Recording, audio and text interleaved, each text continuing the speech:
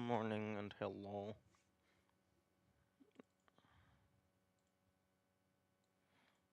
Good morning, Deathan.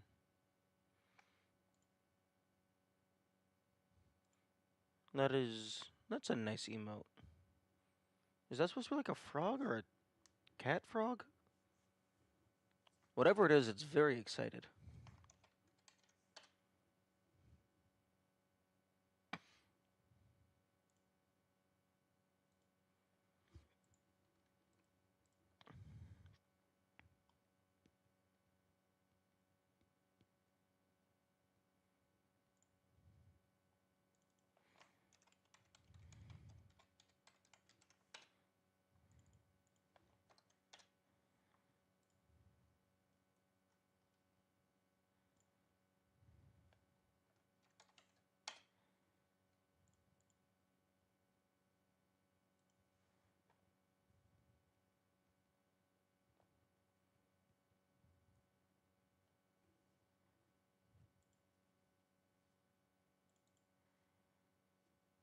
Oh, I already have a hazard respawn.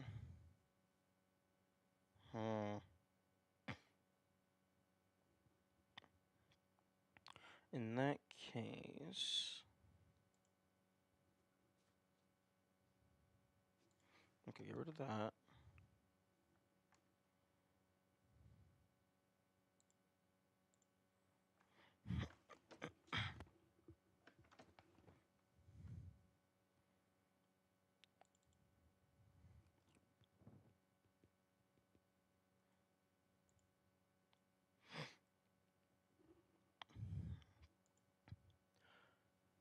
Okay, so let's go ahead and...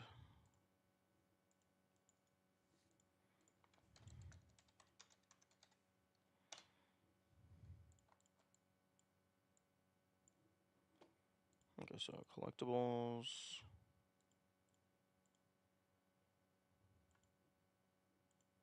Okay, that state machine can go away since we're not using that for anything.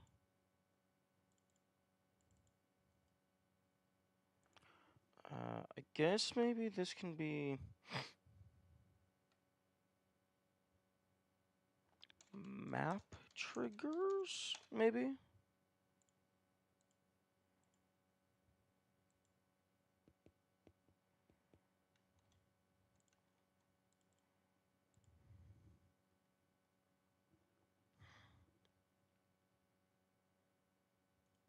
And then create new folder.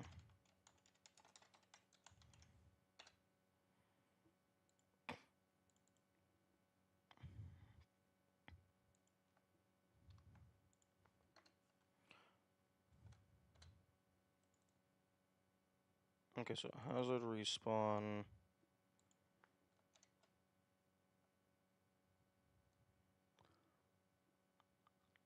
Effect.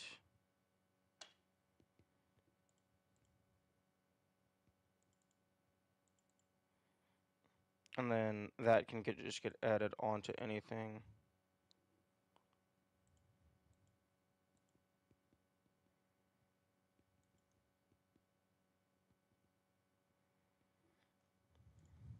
Okay, so export facing right bool.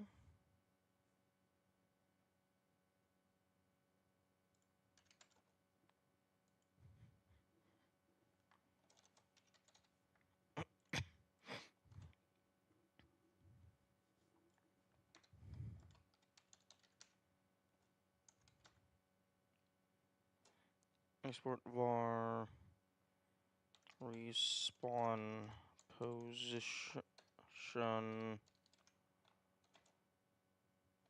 vector 2.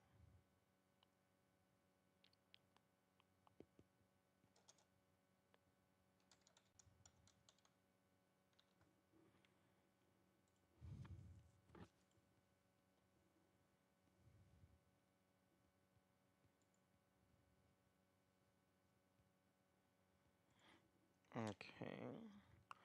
So on body entered. If body.name equals player, body.position. equals respawn position. So this should, instead of reloading the scene,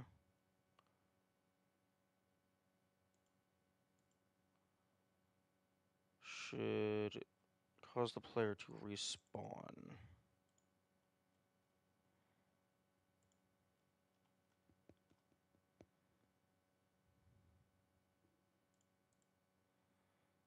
Although this is not.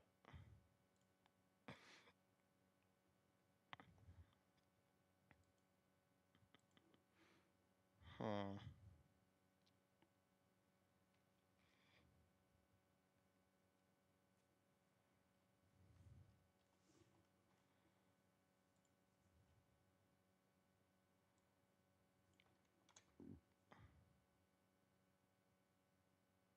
Oh, wait a minute. Hang on. Hang on. I might be a dumbass.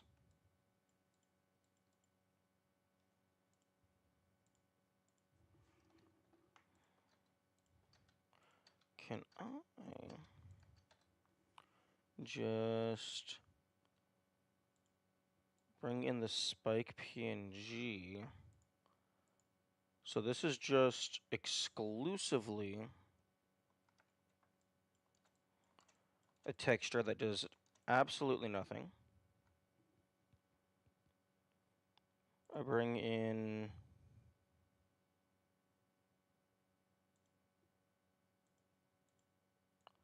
the hazard respawn itself directly. Place it there. And then add a collision shape of box.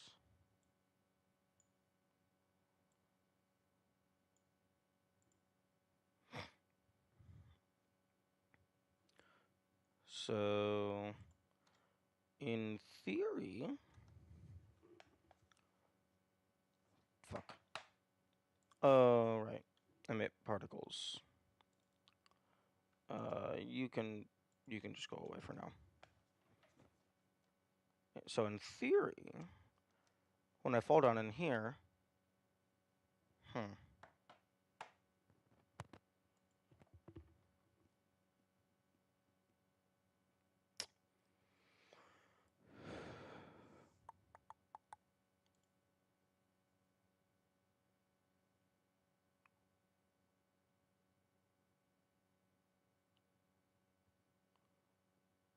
that did not do what I thought it was going to do.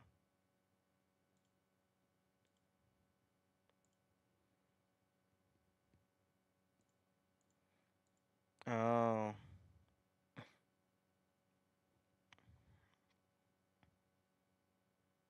Okay, so the respawn position is 0, 0.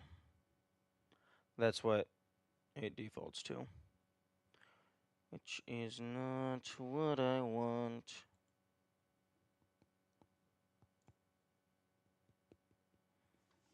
Okay, so...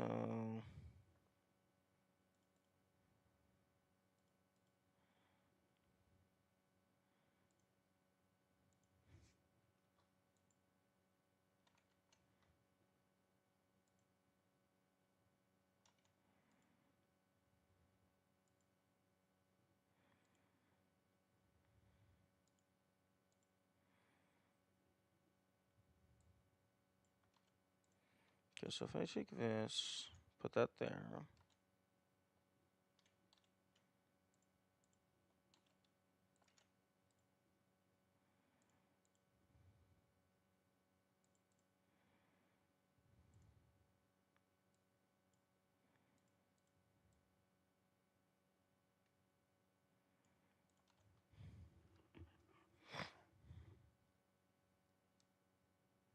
Haha.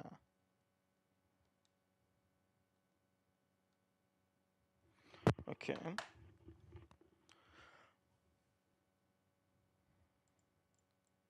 Now there is still an issue. Because if I move this around, it's going to be dragging the collision as well.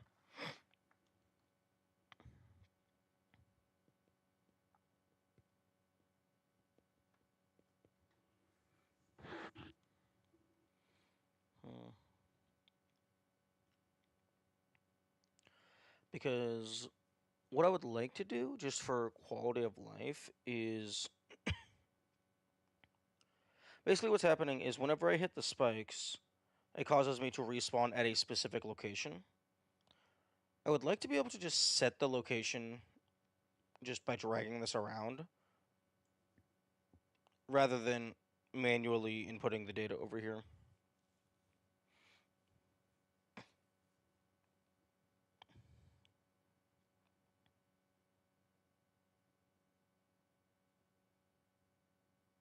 Although, actually, in retrospect, I should have this just be like... I should have a separate trigger that updates my respawn position, and then this just sends me to the respawn position. Because every single hazard collider should just have the one code send to respawn position, and then just have various other things that change what your current respawn position is.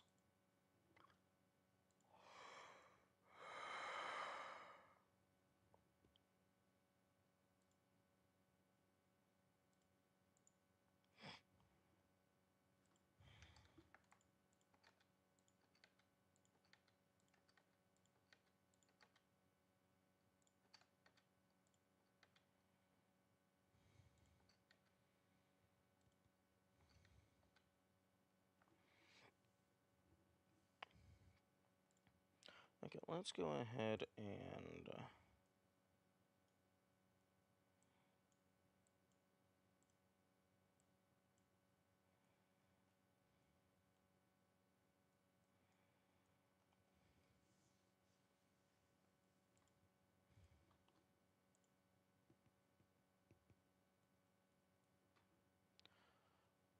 hazard respawn...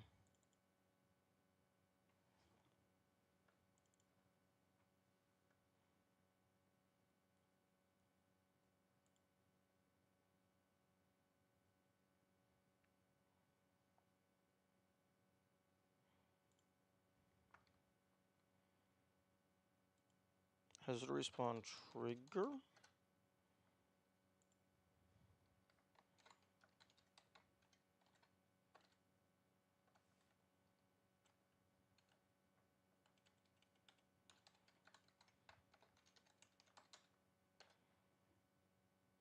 And then...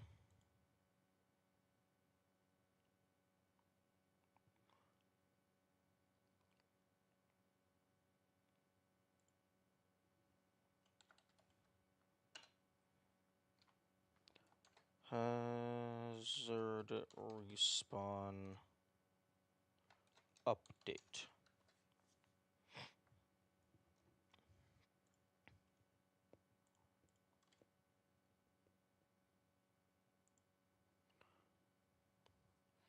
Okay, so...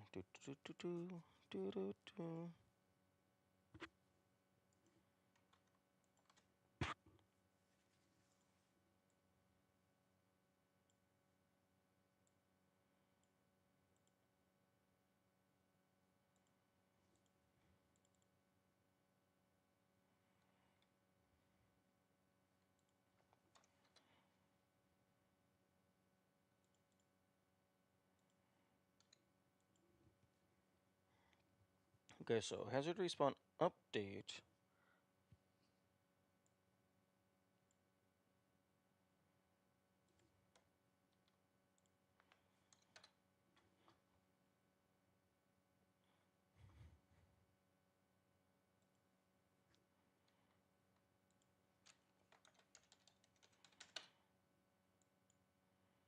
Okay, so the hazard respawn update is going to change my currently set respawn point, and then hazard respawn trigger actually sends me to it.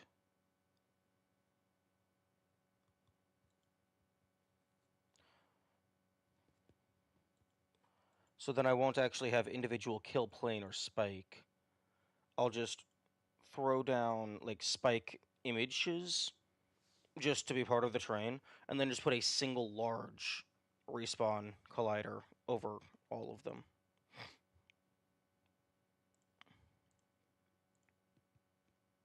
So these should actually be here.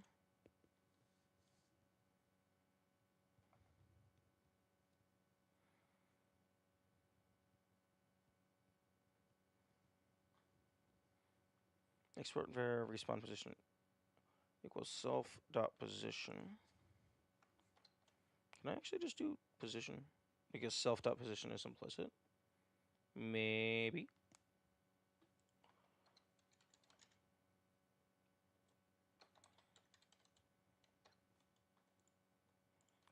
Okay, so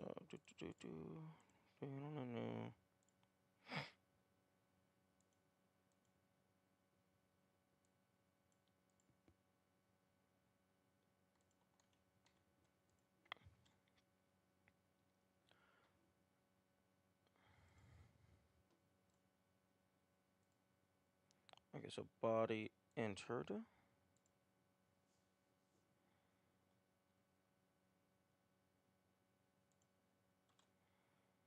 Okay, so I don't need. I don't think I need either of these.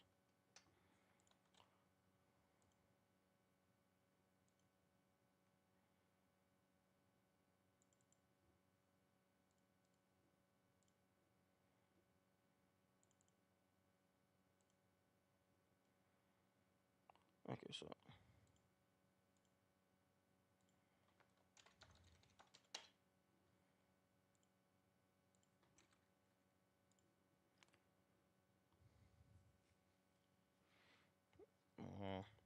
I should make my name smaller.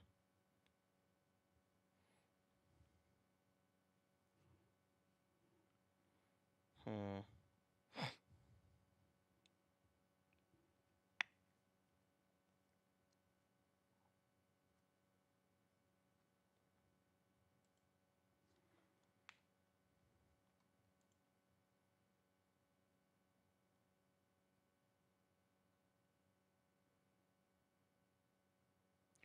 Okay, so hazard respawn update. Let's just rename this to checkpoint because you hit it and then it changes where you respawn. So that sounds like a checkpoint to me.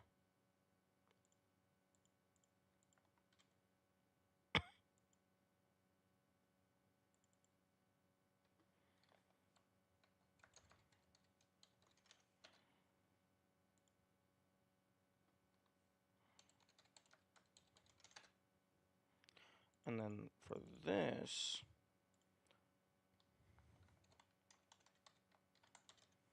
hazard warp.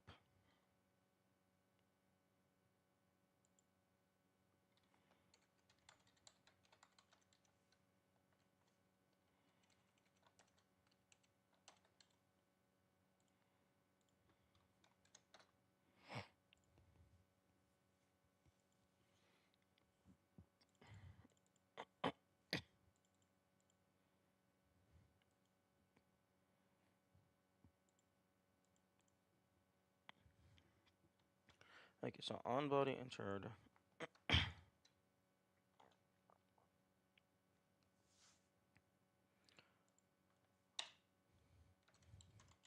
Can I set a global var?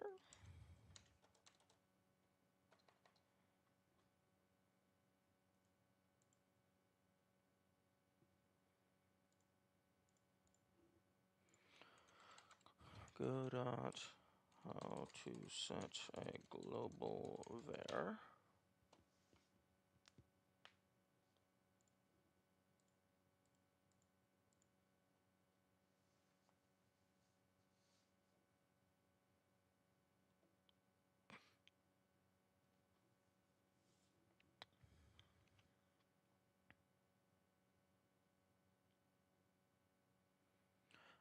Okay, I need to preload a script.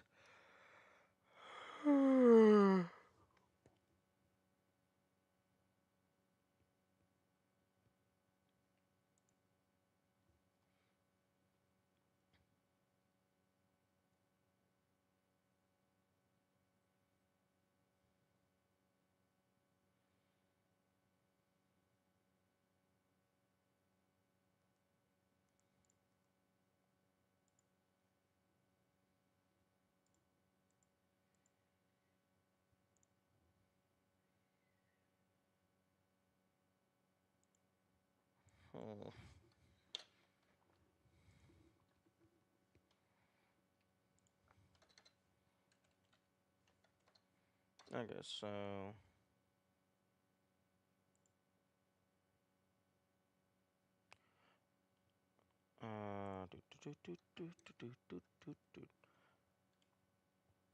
Okay, I guess I need to preload a script.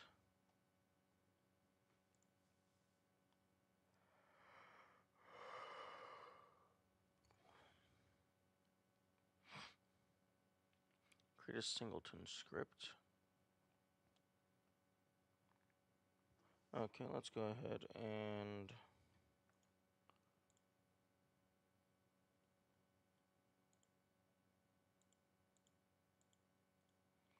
new script, globals.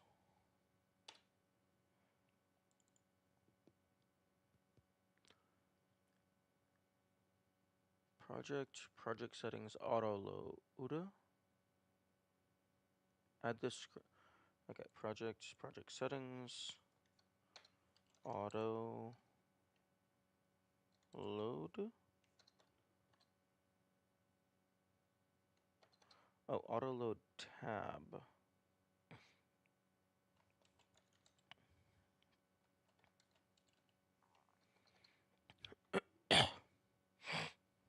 Oh wait, globals. Auto load. Set path or press add. Oh.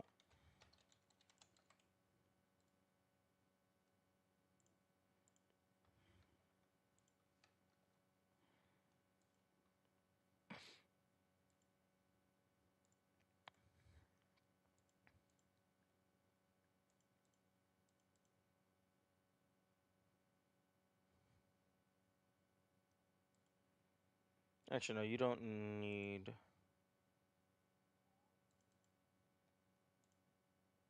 to have a template. Okay,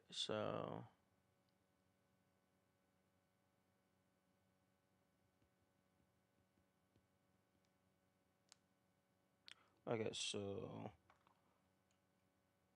var player respawn point, player respawn position.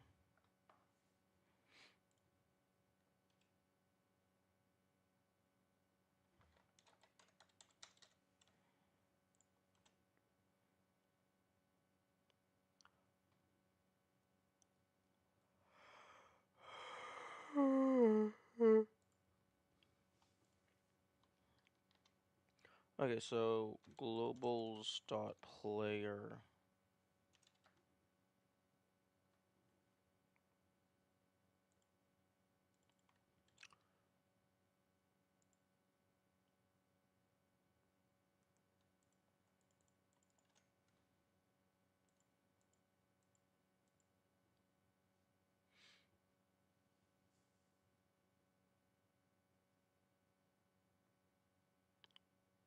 Huh. Ensure singleton is selected.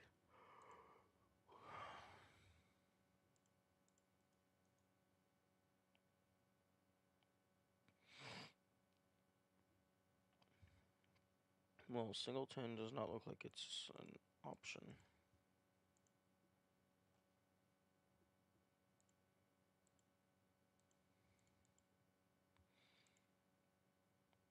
It would be nice if I could just...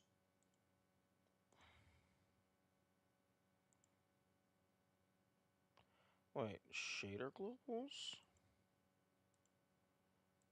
Can I just... Can I just use this?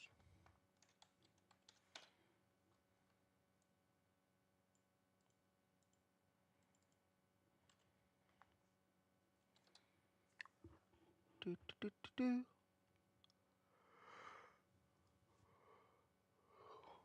Copy proprietary path.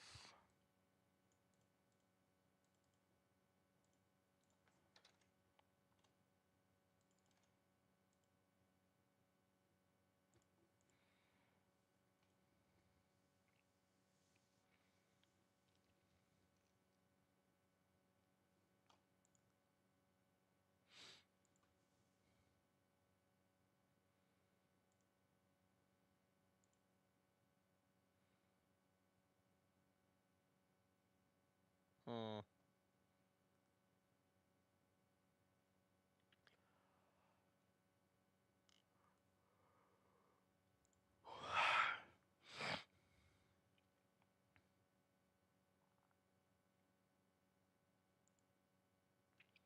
Project settings autoload.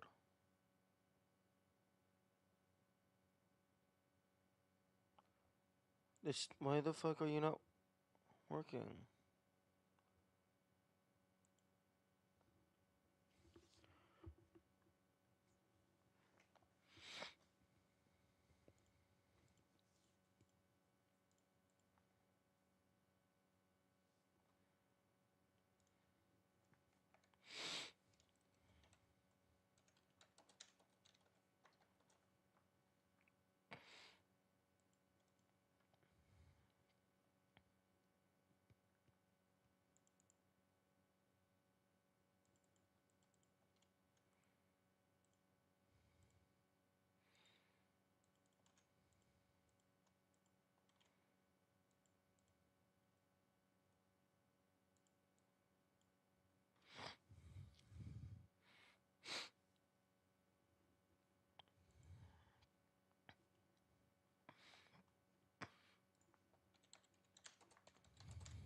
We'll go to how to set and call a global variable.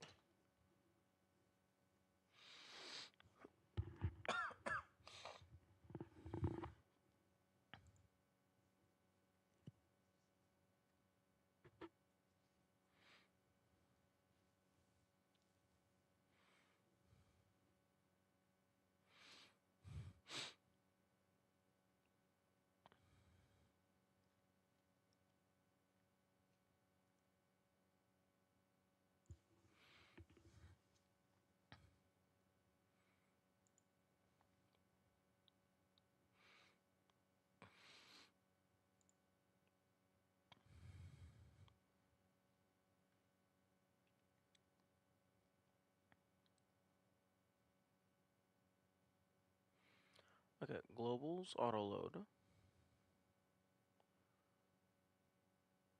Here you can name any number of scenes or scripts.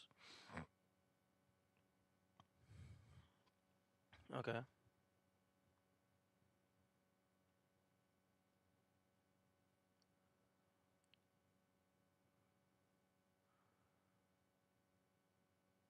The singleton can be accessed directly in Go.script.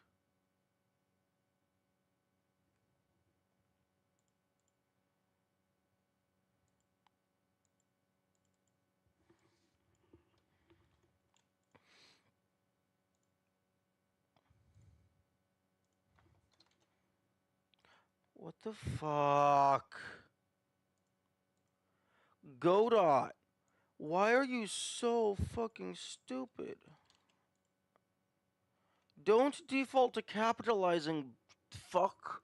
Fuck.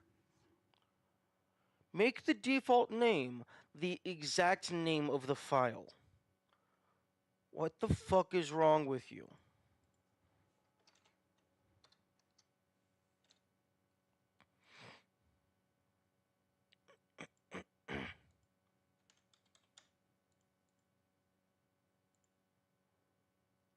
I did not capitalize that.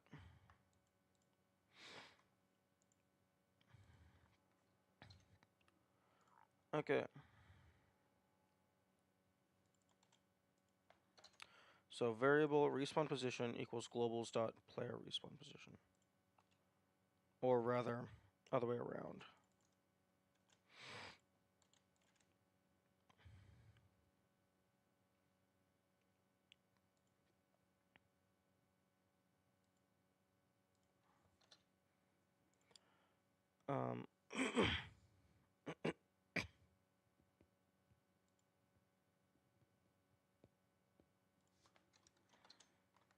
Okay, so globals dot player respawn position equals respawn position.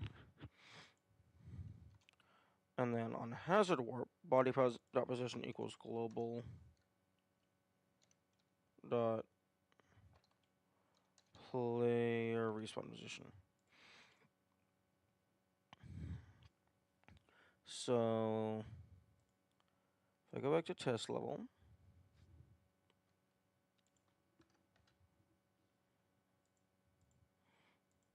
So checkpoint. So if I set this to here.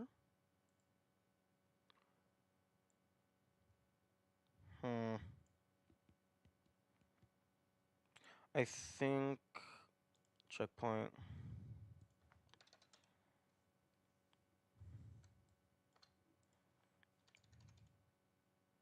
Function init.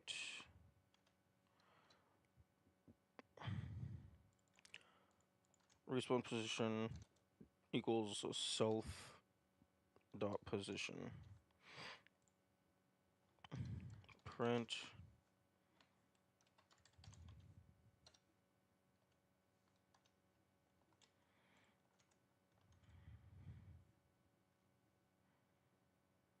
Zero zero zero zero. Except you're not at 0 0. Oh wait, hang on. Equals global position.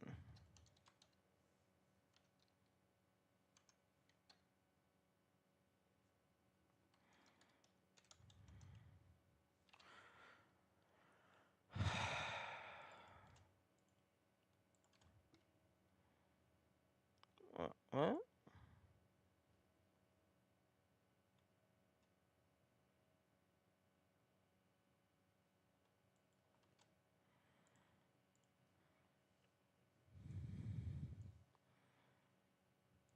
Your global position should be fucking 300 something.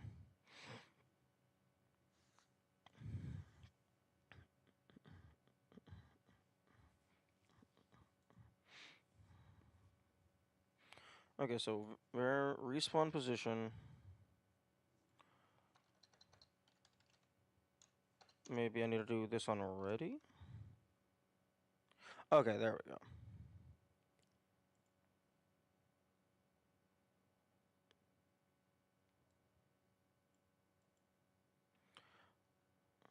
Okay, so self.global position. So I can't initialize it with its global position because when the script is being initialized, the node doesn't physically exist just yet.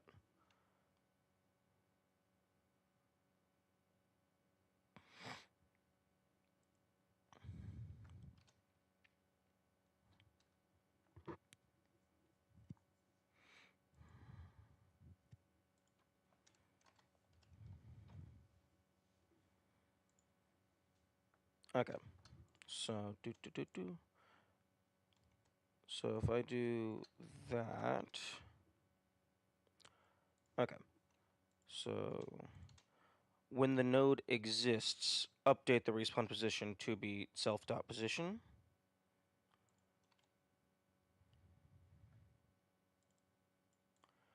And then this goes away, this goes away.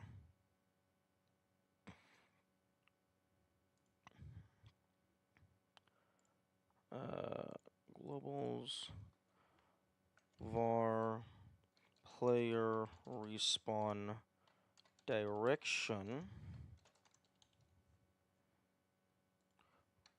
Player respawn facing right. It's a bool.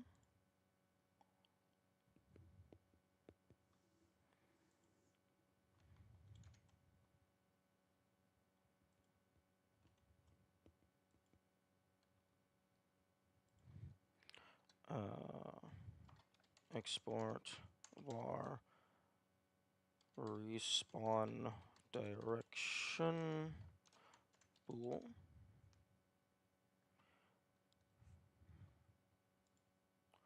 Respawn facing right. And I'll default that to true, because if the animation handler if you respawn and then it tries to determine which direction the sprite should be facing, and then it doesn't pull left or right, it's probably going to shit the bed.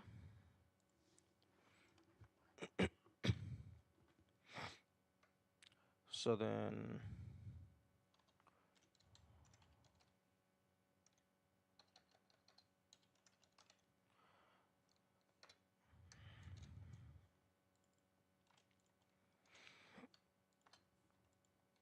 Okay, so... hazard warp. Body position.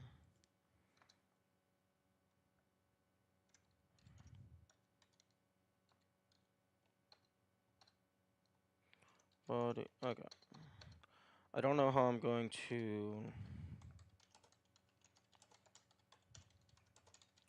I don't know how I'm going to set the direction just yet. That'll probably be an animation handler at some point. So if body.name equals player, body.position equals globals.player respawn position. Okay, so in theory, how this should work is... actually, hang on.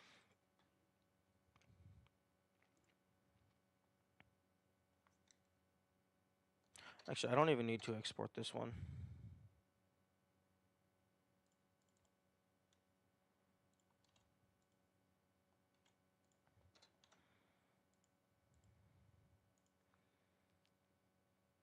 Yeah, because I don't change, that doesn't update manually, I update that physically. And then even if I were to change its values here, this immediately updates it as well.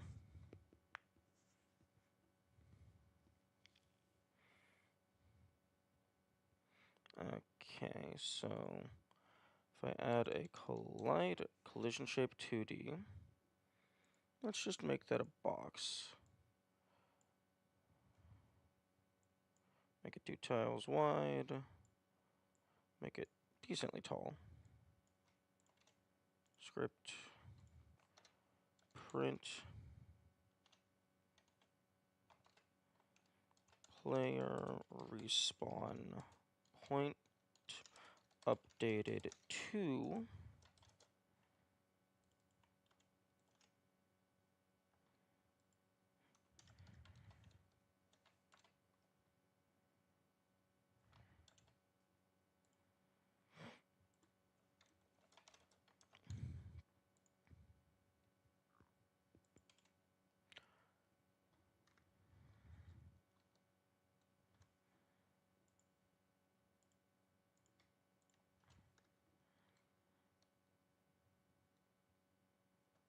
a. Nice, nice. Actually, can I...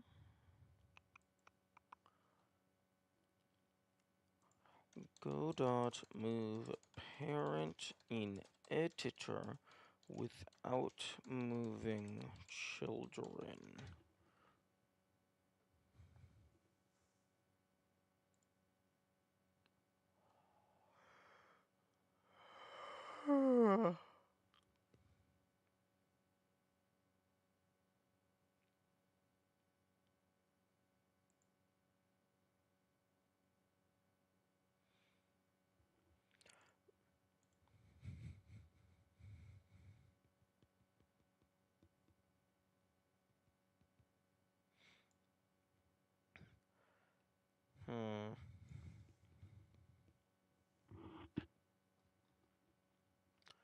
Because I would like to be able to drag this around.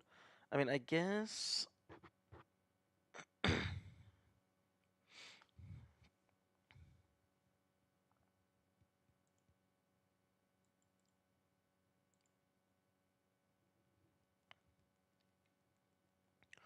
I guess I could give this a child of node 2D and call this like respawn target.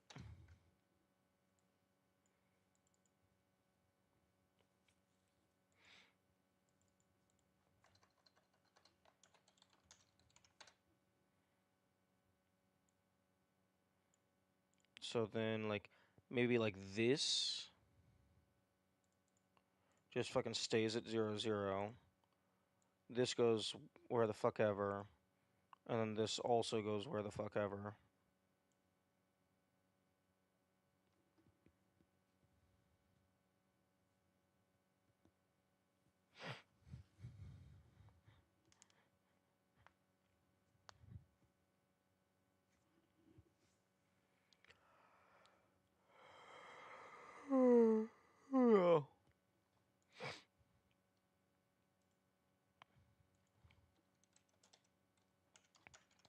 Get node.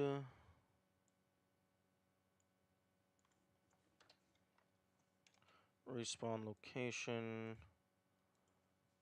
Dot position.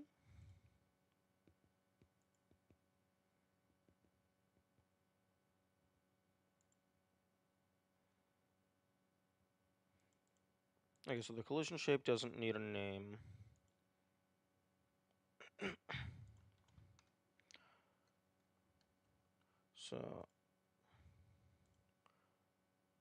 So let's go ahead and actually tile map layer. Let's go ahead and like just test this.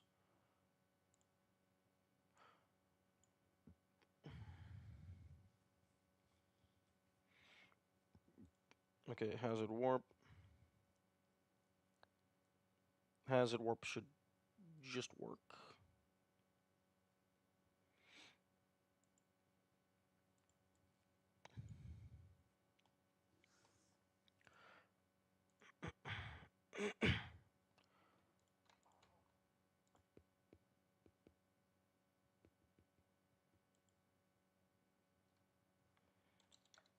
Collision shape 2D. And then new rectangle shape. So let's go ahead and just fucking delete that.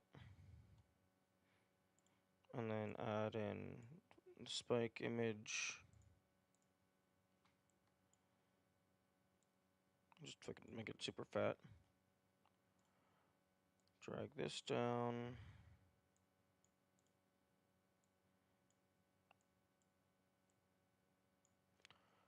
So in theory, what should happen is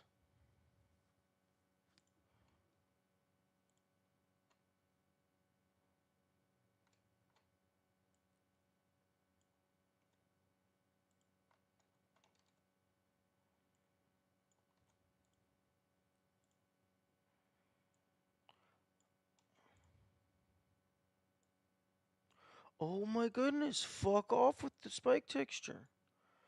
Okay, so if I just move to the left,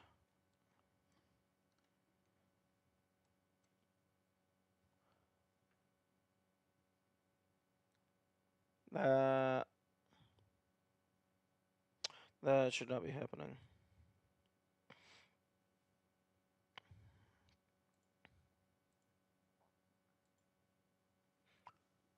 Okay, so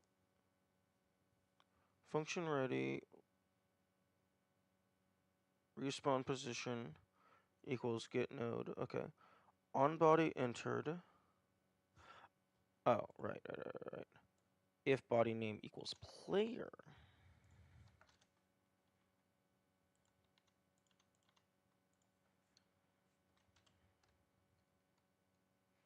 Okay, so yes, okay, so respawn position defaults to 0, 0. So if I do not update it to anything, I just go to 0, 0. But hit that. Of course, it's not working.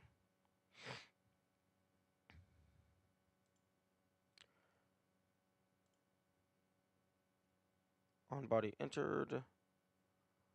On body entered. If body.name equals player.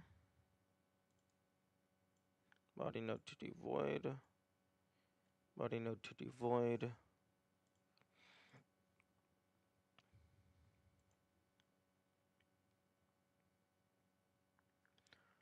Why are you not working? Why are you not working?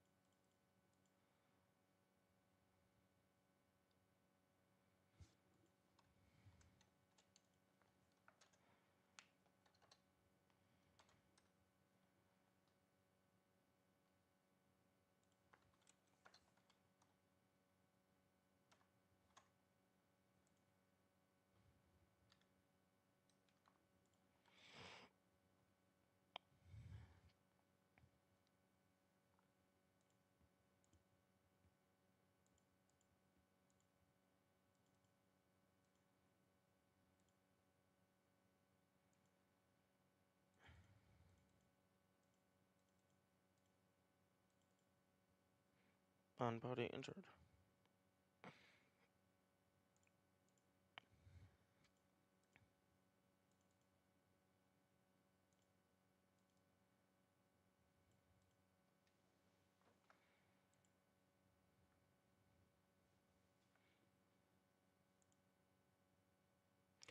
If body.name equals player.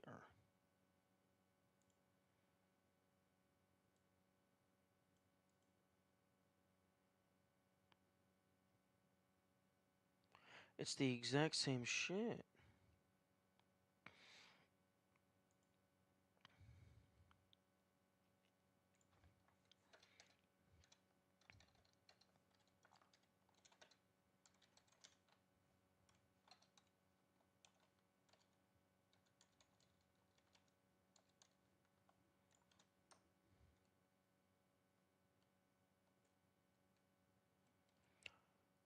Oh, are you not masked properly?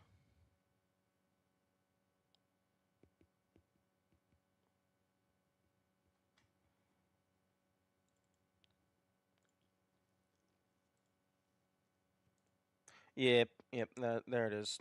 Okay, so you need to be looking for the player. There we go.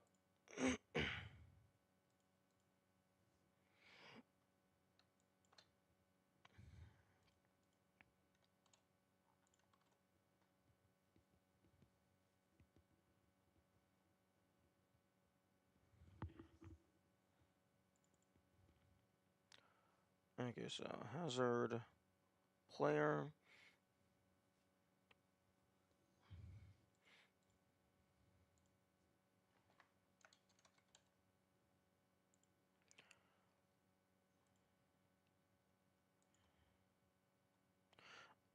I don't know if the checkpoint really needs a mask, because nothing is ever checking for the checkpoint. Like, the checkpoint is checking for the player.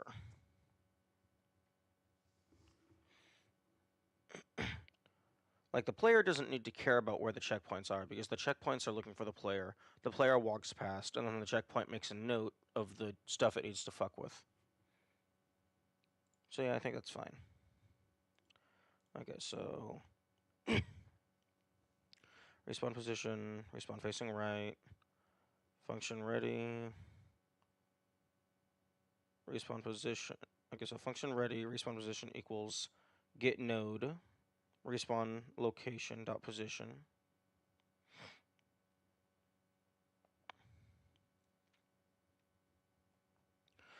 Although that does mean I have to make sure that it keeps the same name every single time. Wait. No, we're good. I was gonna say we might have an issue if I have multiple respawn locations, but it's checking exclusively for its own children, so that's fine. Okay, so if body.name equals player. Actually, I don't even need that. I mean, that's a good redundancy to have, but I don't need it because it's exclusively checking for the player collision layer.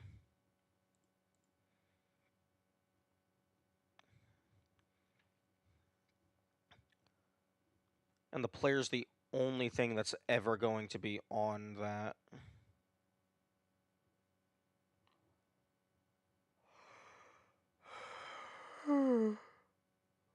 On that layer.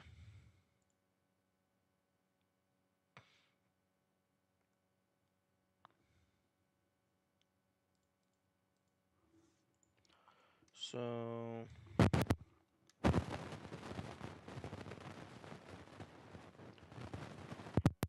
player respawn point updated to that, and then hey, nice.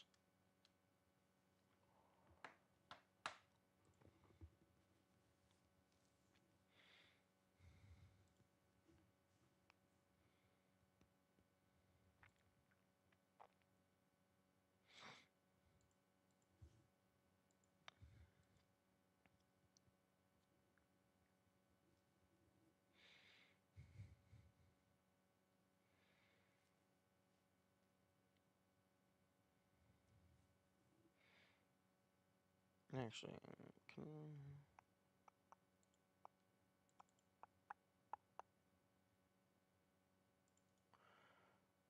copy notice path.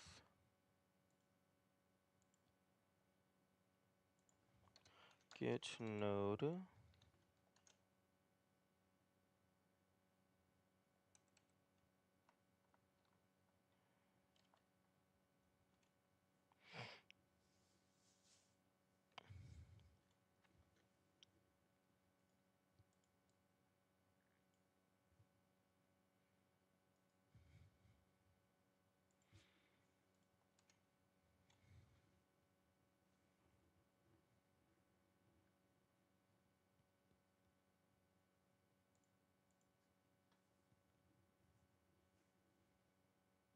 Actually, wait, no. It's gonna be more than just flipping the sprite, because the player's current facing direction is going to impact like the direction that they attack and stuff.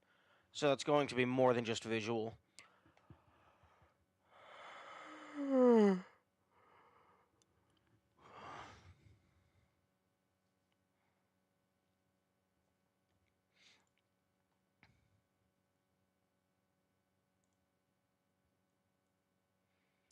Okay, so do.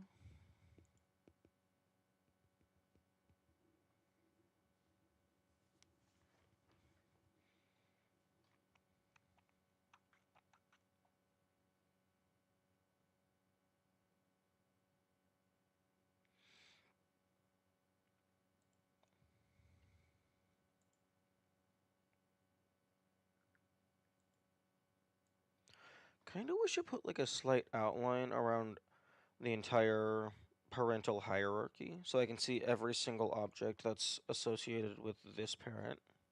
That would be convenient.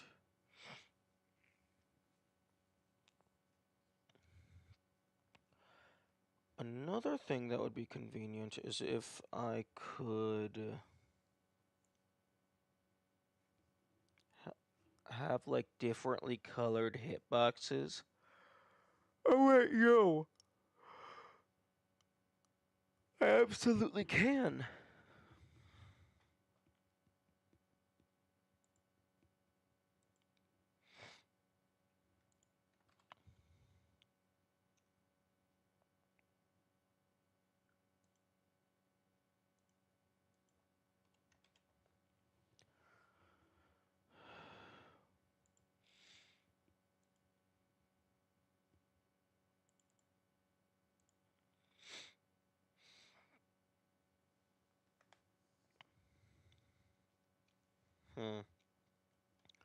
Although slight issue.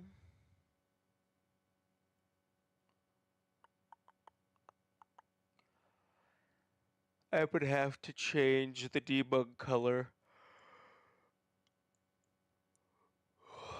on all of them individually.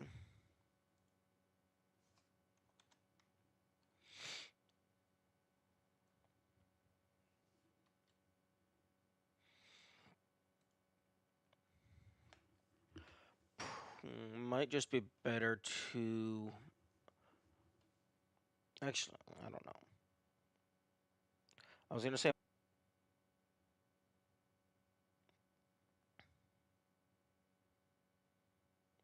Are we good? Are we good? OBS just disconnected.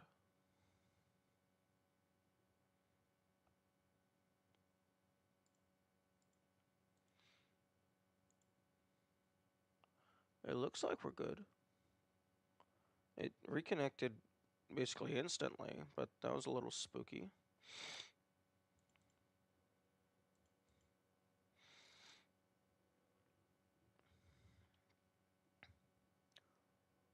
But okay, so I could, in the script, I could give... I guess I could give each of these like a collision type. And then have a separate script that iterates all of those and gives them a colored hitbox associated with the collider type.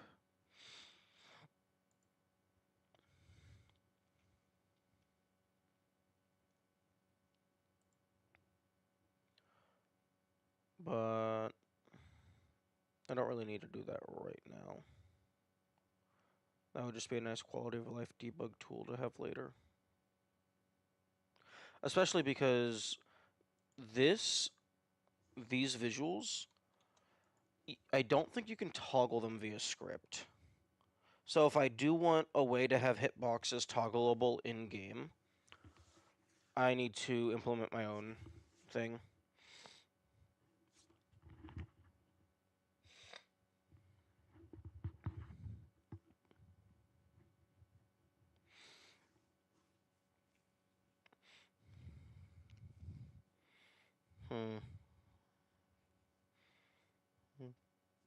Okay, so let's go ahead and see if I can do something else. Like, let's go ahead and do like a funky circle collider. And then the respawn location can be fucking like in the middle of this box.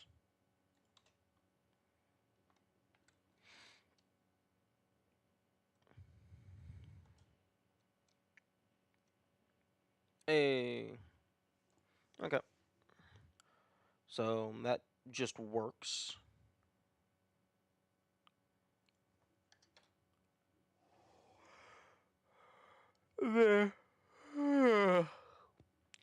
The naming scheme could probably be better.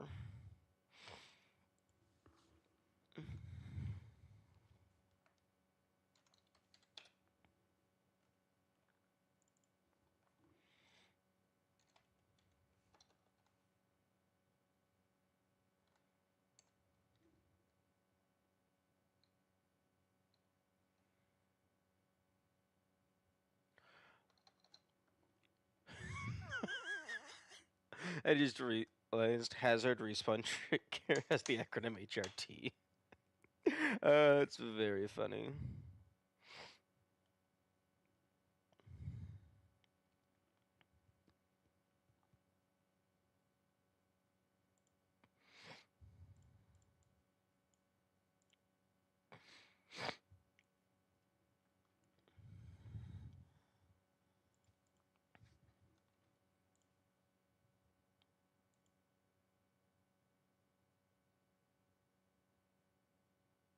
Yeah, no, I don't like the term checkpoint.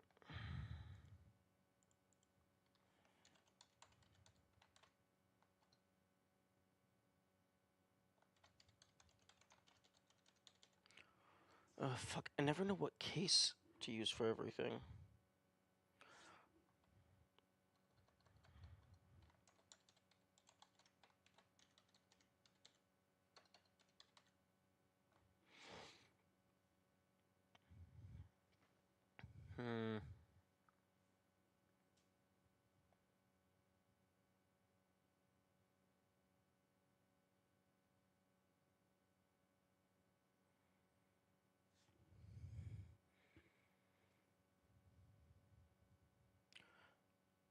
Interesting. I don't actually know why this is called a hazard respawn trigger. At least that's what I think that's what it's called in the Hollow Knight community. Like this is just called a hazard, but then this is a hazard respawn trigger. Even though this is actually triggering the respawn, this is just changing where you respawn. Maybe I got it backwards.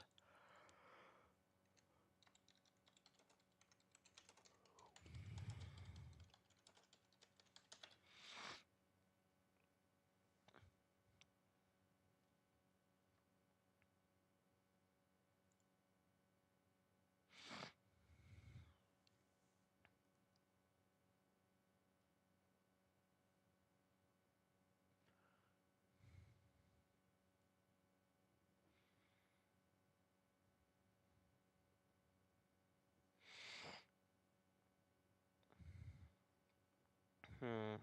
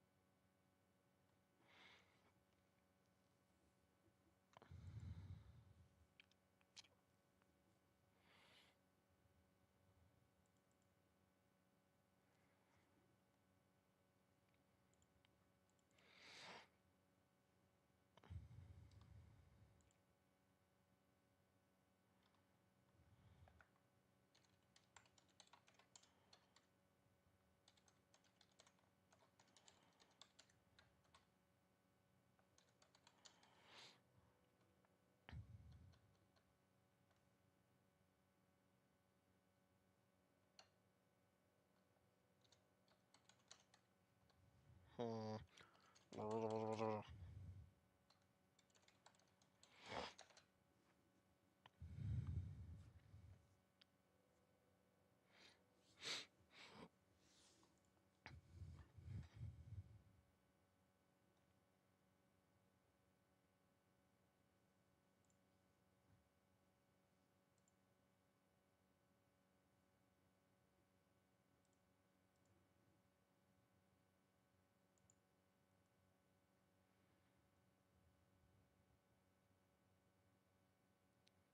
Okay, so what I'm doing right now is I'm just arguing with myself about what I should name these things.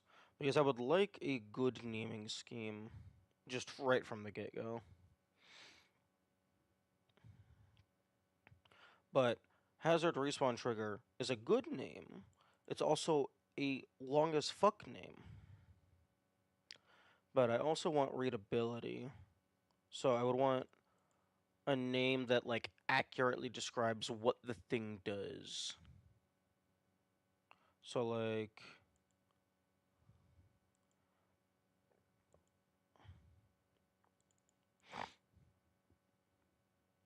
So, like, the thing that actually triggers the respawn, I feel like that should be Hazard Respawn Trigger.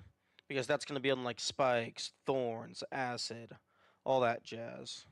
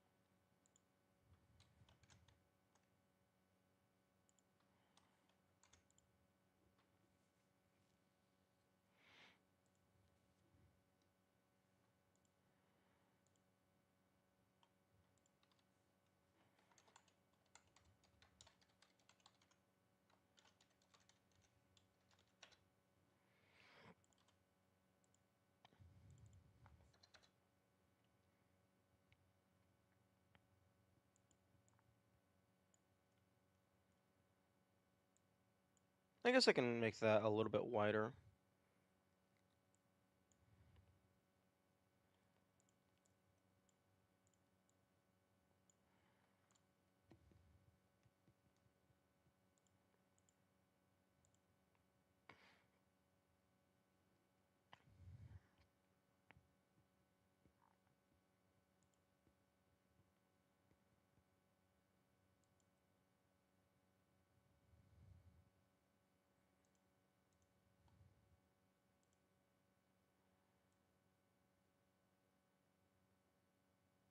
Wait a second, hang on.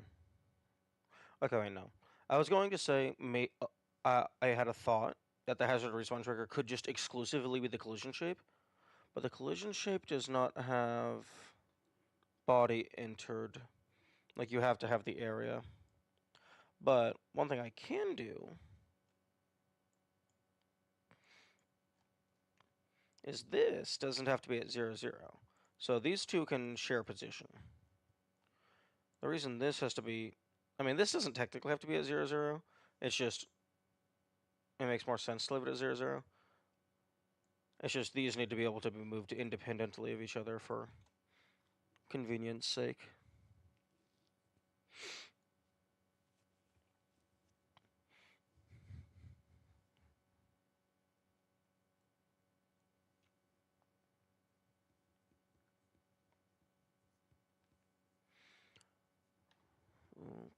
Okay. So those can be hazard respawn trigger, that's fine. I guess this could be hazard respawn update?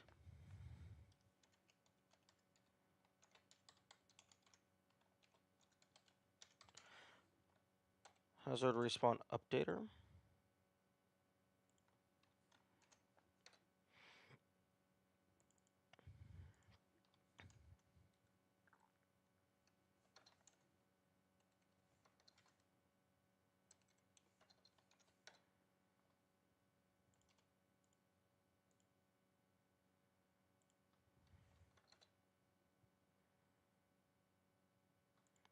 And then I could have another empty node that's HRU.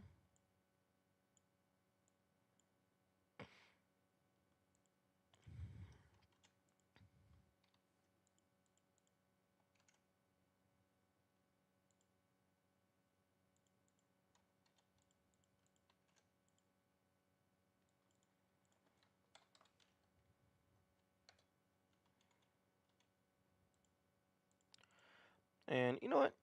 That's not super readable. That has like 0 legibility. But then you fucking drop it down, and then it's like, oh, hazard respawn trigger, HRT, hazard respawn updater, HRU. So you take 2 seconds of investigation, and then it explains itself.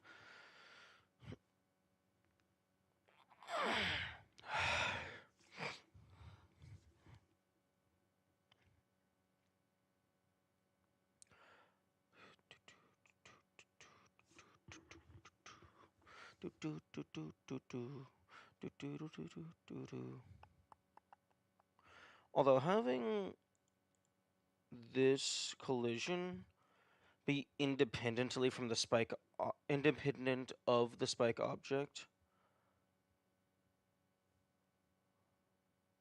I should have that.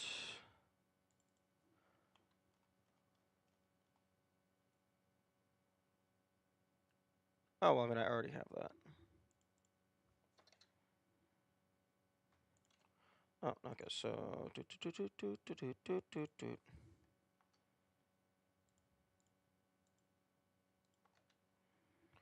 So, delete that. Add new node. Call it spikes.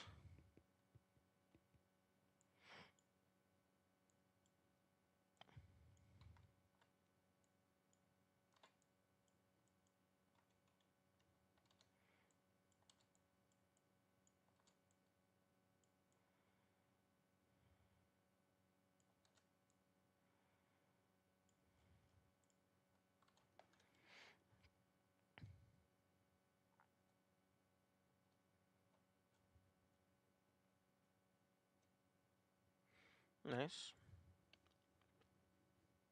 Hello, dwarf. Good morning.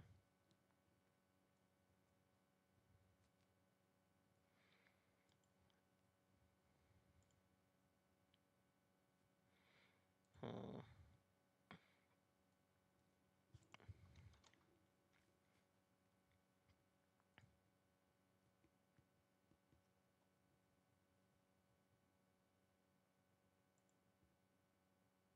Instantiated scenes can't become root.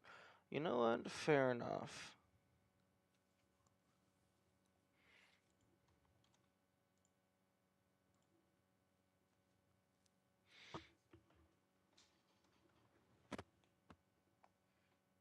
One moment.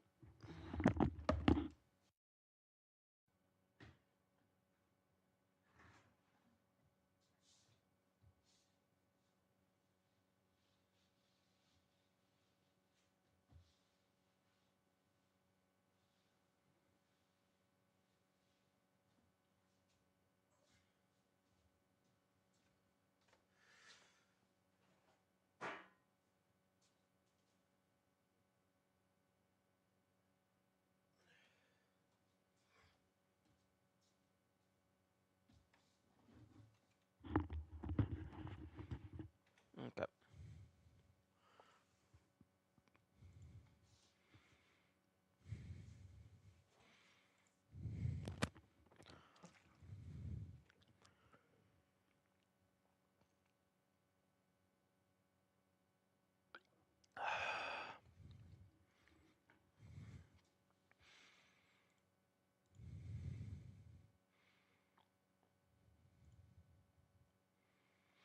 Okay, well, okay, so respawn points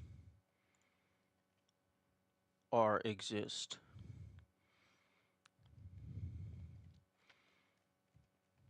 We got hazard updates.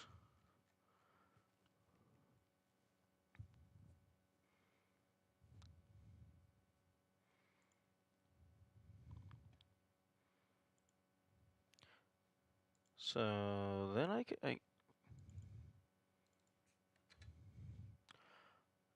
can go ahead and throw these kill planes back in here.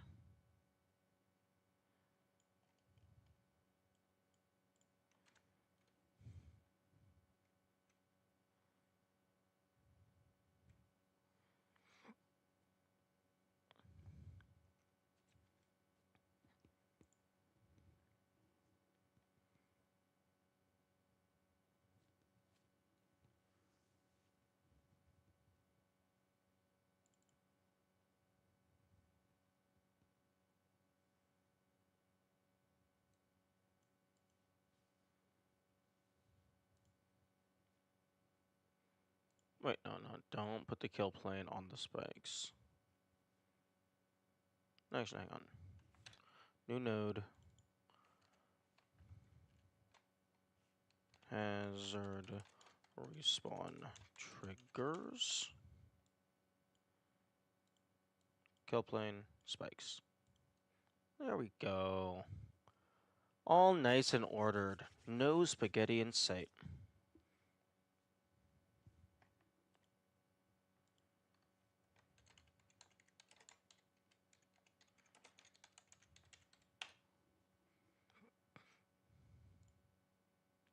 Except for the part where I occasionally spell the word hazard with 2 Z's.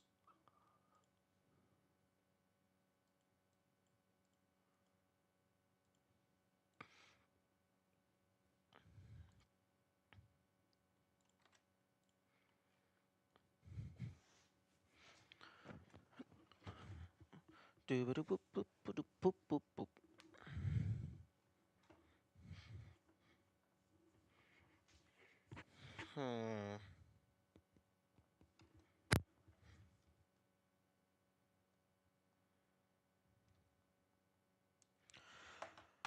I think for the player, I think I want to change the collision.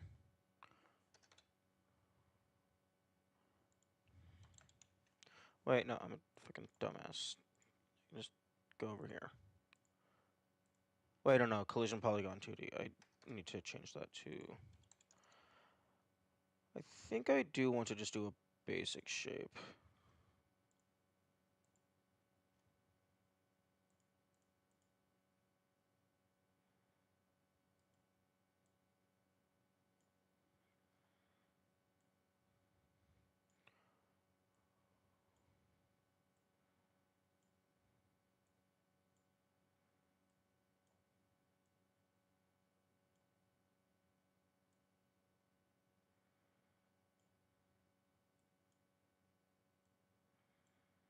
Oh my goodness.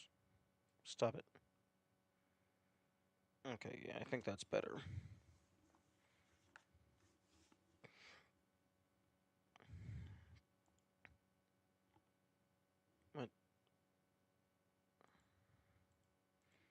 What is this sprite? Oh, that was me trying to mess with fancy squish particles. Okay, that can go away, that can go away.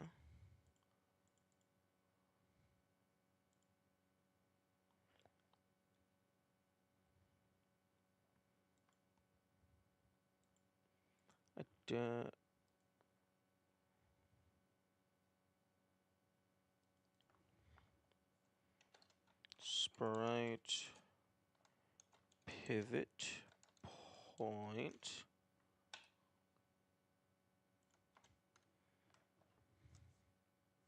Fuck. Oh, right. It doesn't fucking automatically update.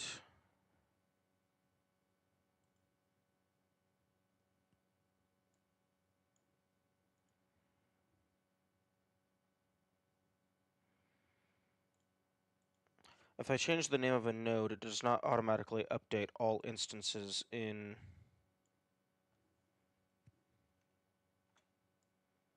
the script, which I feel like it should do.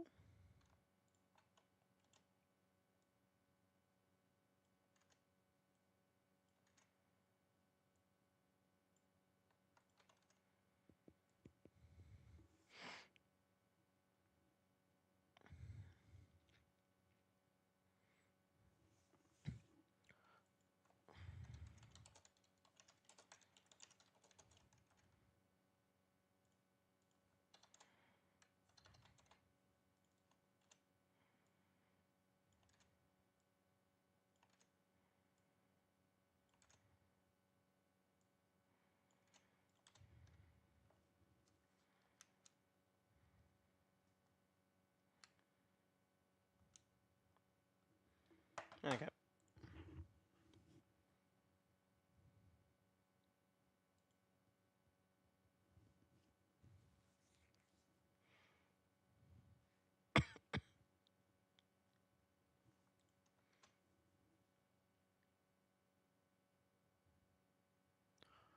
Oh my god. Twitch, don't restrict the quote-unquote likely ban evaders. Let their message go through so they can be actually banned. Like, what's the point of me setting up the automatic message deleter if you're just not going to fucking let the message go through to get deleted?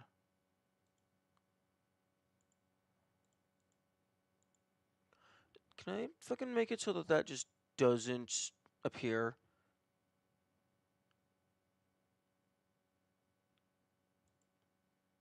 What? Dwarf, are you unable to see the likely ban evader message? The point is so that you don't have spam postage here, chat. Well, I have something set up to automatically delete it and automatically ban them. So if they're not going to allow the message through, then I don't want to see the message myself.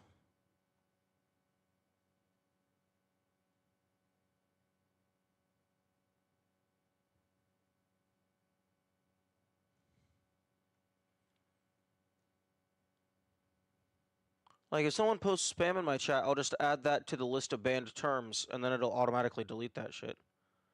I'm on mobile, so I don't see mod stuff. That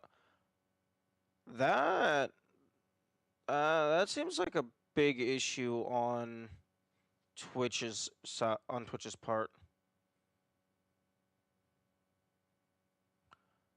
Like, I feel like mods should be able to see all the mod stuff regardless of where they're watching from.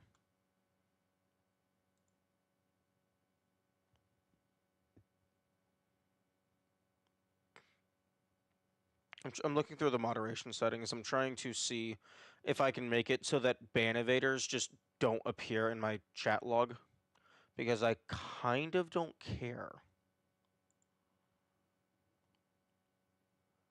Show messages caught by channel blocks terms, disable. Show messages caught by auto mod categories, disable.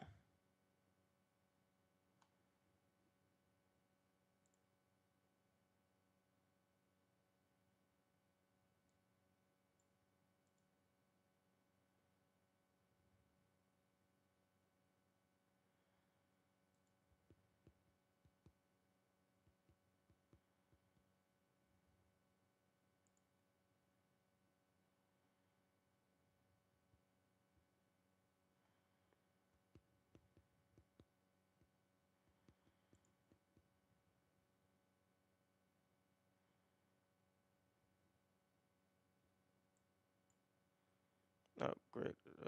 Fuck.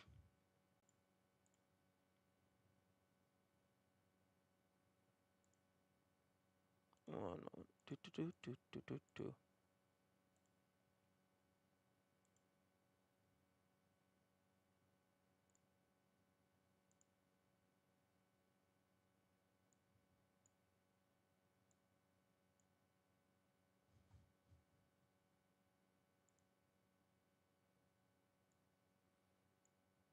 Oh my god. Twitch. Let me. Oh my goodness.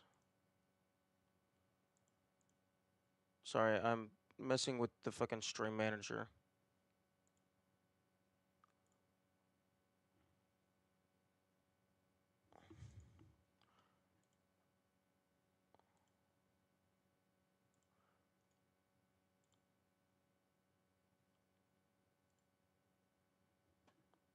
And things are breaking. There we go.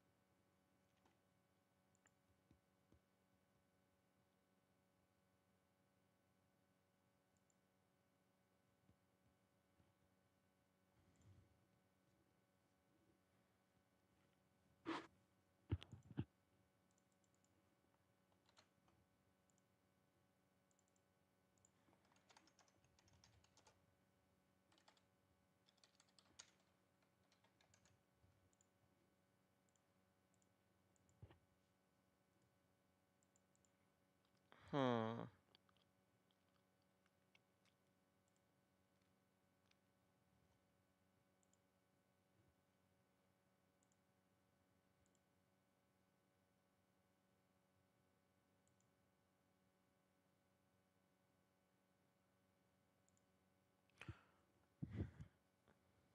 Hmm.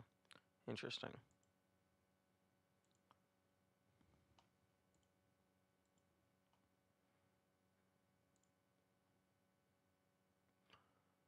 I need to figure out a place to put it so I can easily see unbanned requests. Because I've just realized that that is not in a convenient spot, and those should also be handled like as soon as they appear.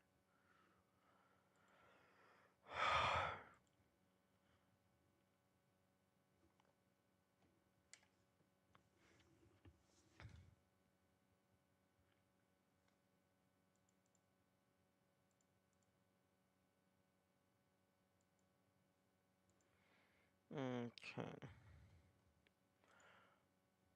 Oh fuck! I don't know what to do next. Figured this out.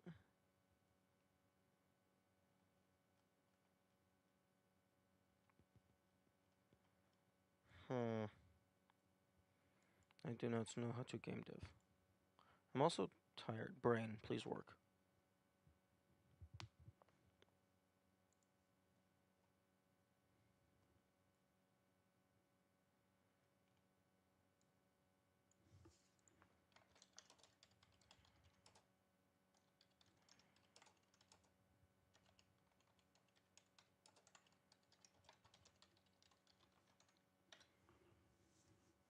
Yes, tired brain.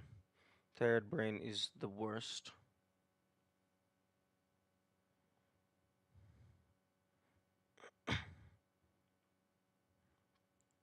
Although, if nothing else, this is still progress.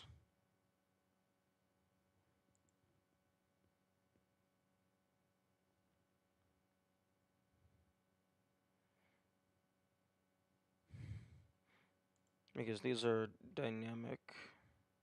I can just move them around and put them wherever I want. Although I did more or less just copy the exact implementation that Hollow Knight uses. Hit this point, and then you get teleported here when you hit a hazard. So I can just move this to wherever the fuck I want.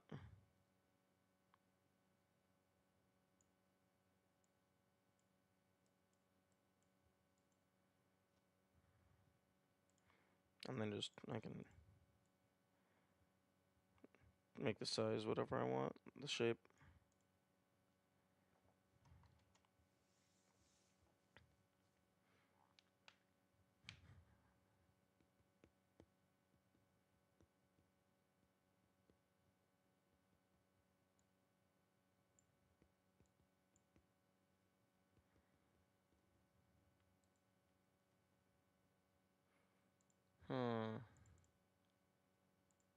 Ooh, actually, hang on.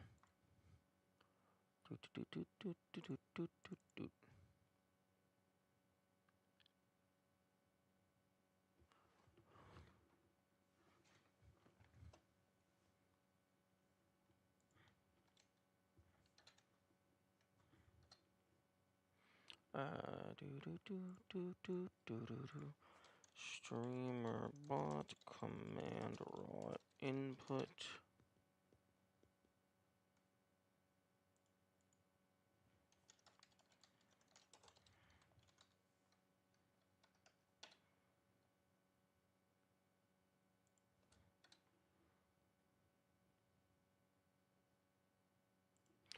Trigger.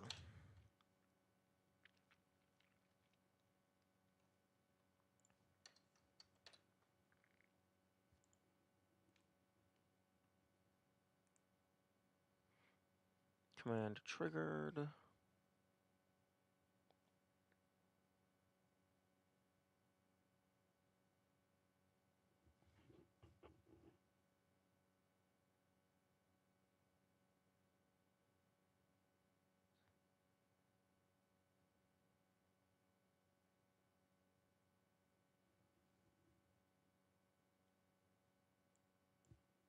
The command that was used.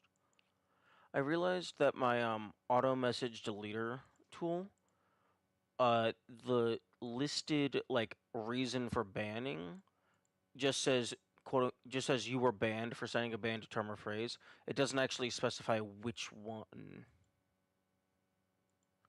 Although actually wait, no, I probably shouldn't specify which one. The list of banned terms and phrases should be a local thing, because if you explicitly tell someone what the exact banned phrase is, that's just going to make it much easier for them to get around it.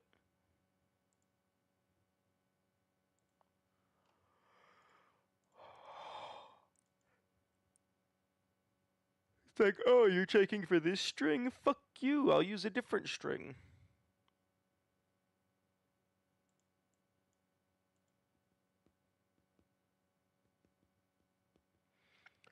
Although I should probably log that locally from my end, just so I can pull up that information if I need to.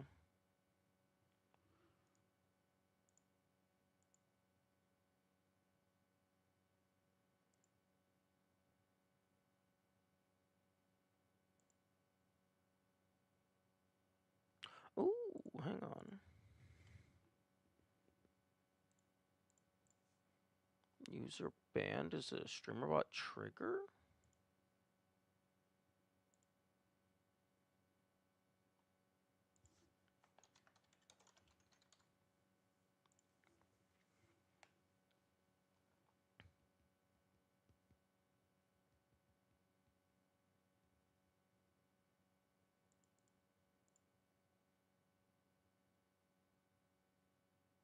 Interesting.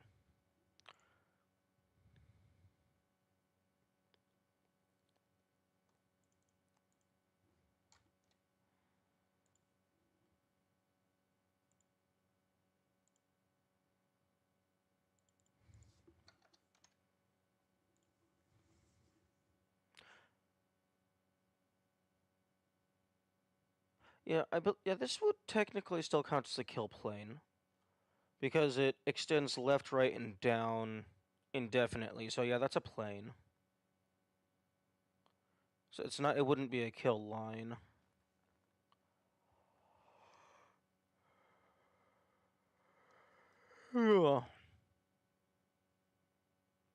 Although I guess in 3D space you would still consider it a kill plane because it's if you pass this plane you die, even if it's just a big ass box.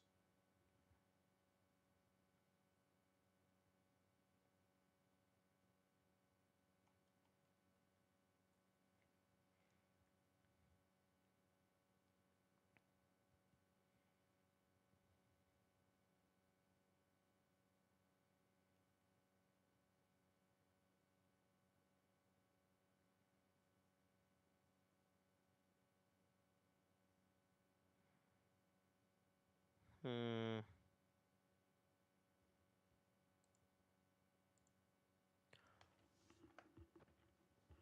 Okay, I'm gonna take a short break to go use the restroom and eat some food.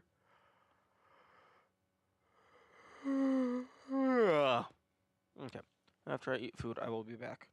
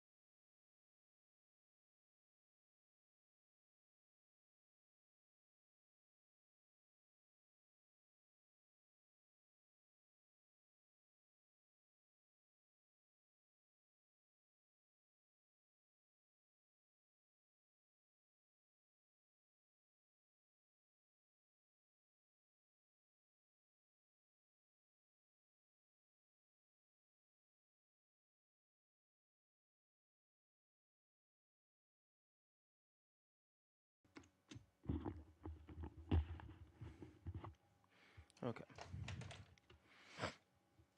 I am back.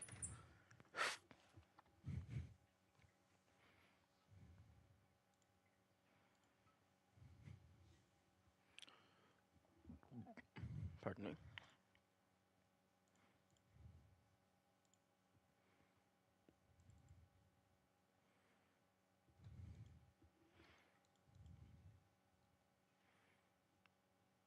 Interesting. It still says checkpoint.gd.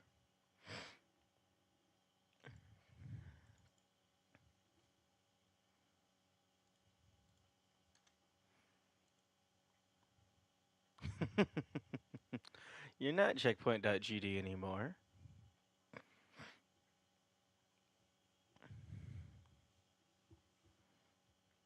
Okay. What do I want to do?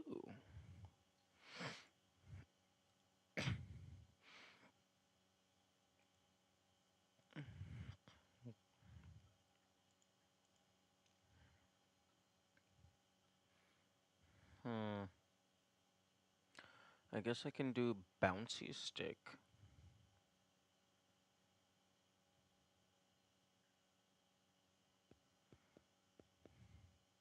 Although I'm not sure if that should be a part of the player, or if that should just be its own thing that the player then creates. Probably not create.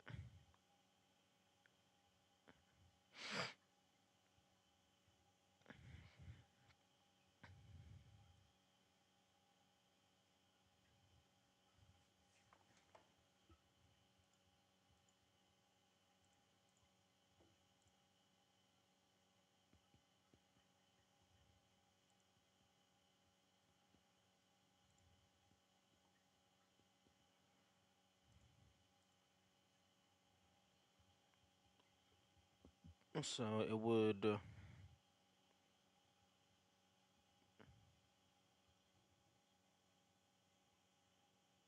Okay, one moment. The water tank is taking forever to refill.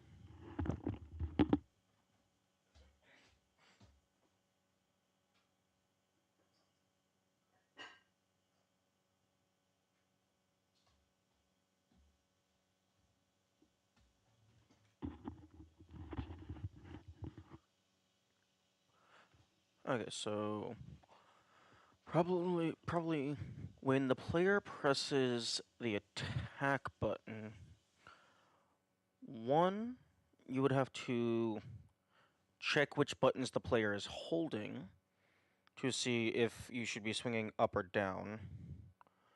Two, you need to determine which direction the player is facing. So for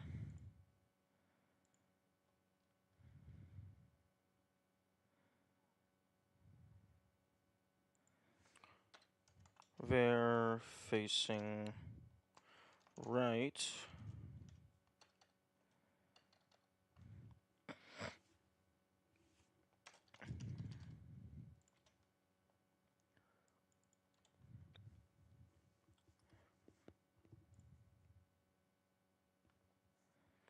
So animation handler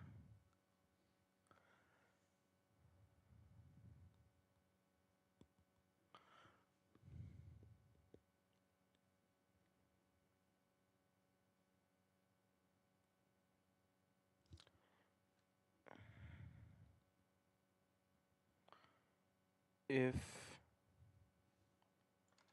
facing right equals true,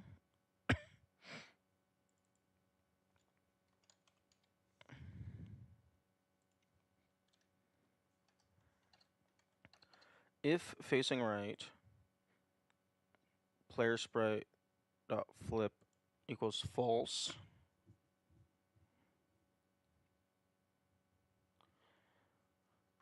and then just fucking else, because You either are facing right or you're not. Oh, but but I guess I suppose if you're climbing a ladder or something, you could potentially be in a situation where you don't want your sprite to be flipping, but you're still technically facing to the right.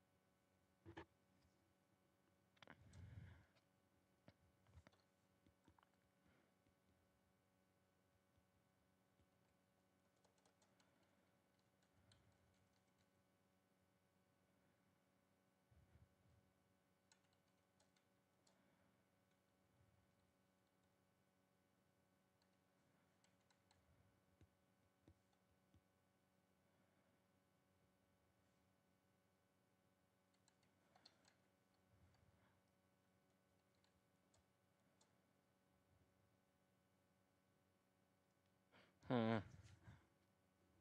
Numbers and words are weird. Because the numbers, I want to all be aligned to the right, but the words I would want to all be aligned to the left.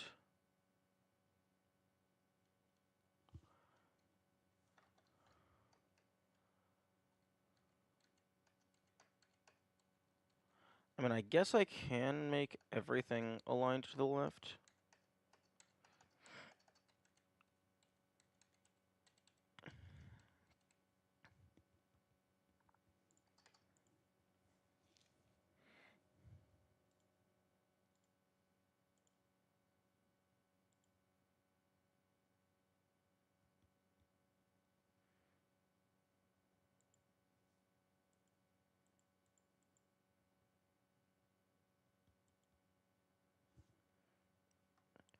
Hmm. Yeah, but then there's this fucking dickbag that just isn't even a normal number.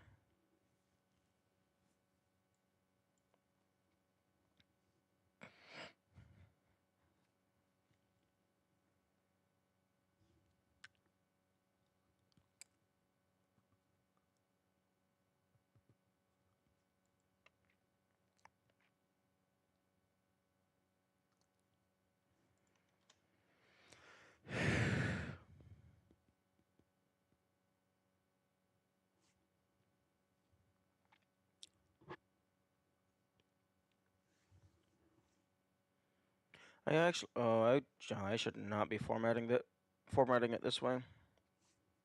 Because if I ever go back and change the name of something or like add new shit, I'm gonna have to.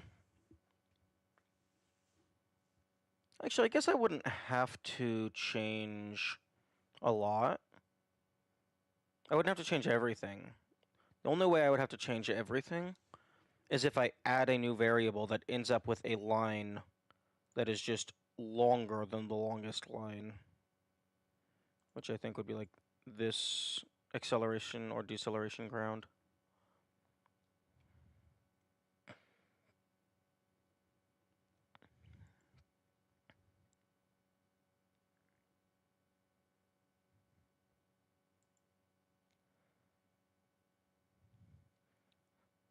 It would be nice if you could like shove like a micro table in here.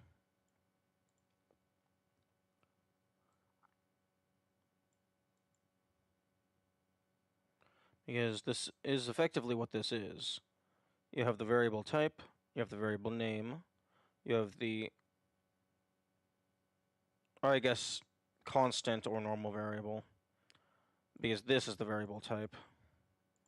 Float, integer, bool. And then you have the variable value.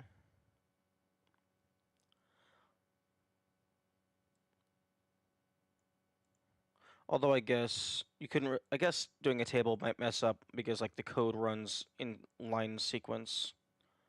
But this would still be a line sequence. It would just be displayed differently.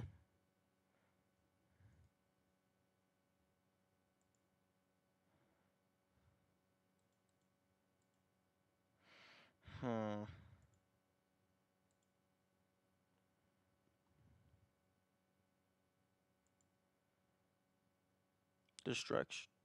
Distraction free mode.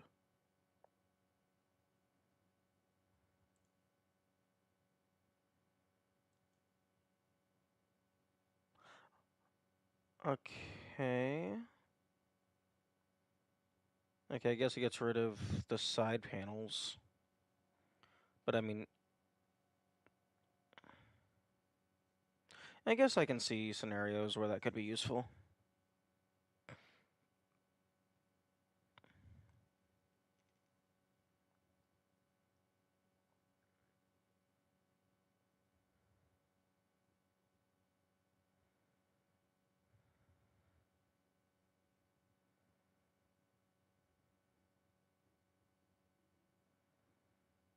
Hmm.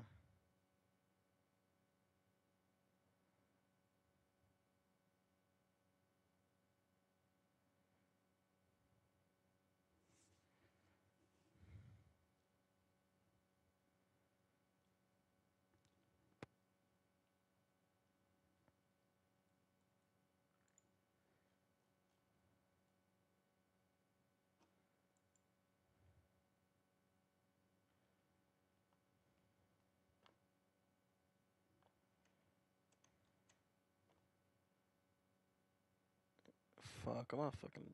I have no idea what to do. I need to think of ideas.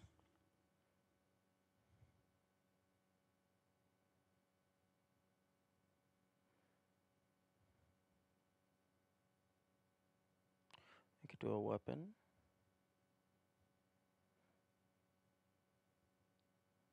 I could.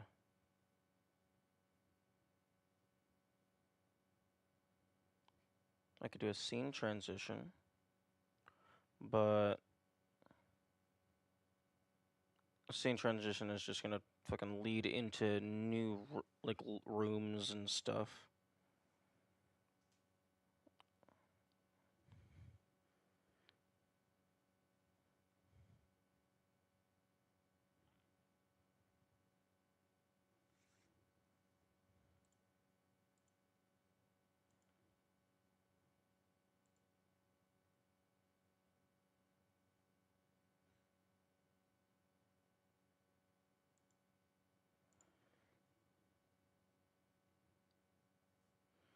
I could make an enemy. An enemy wouldn't be too complicated.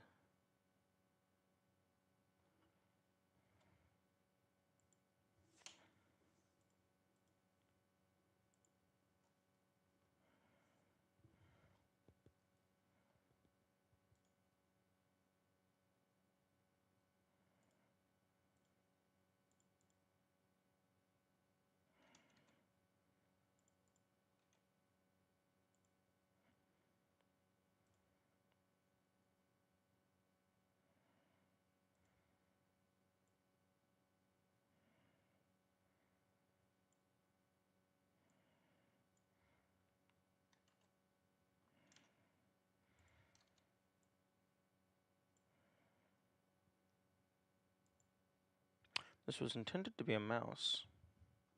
Good morning, Yami. Assorted shapes and rectangles. Yes, that is indeed how pixel art do work.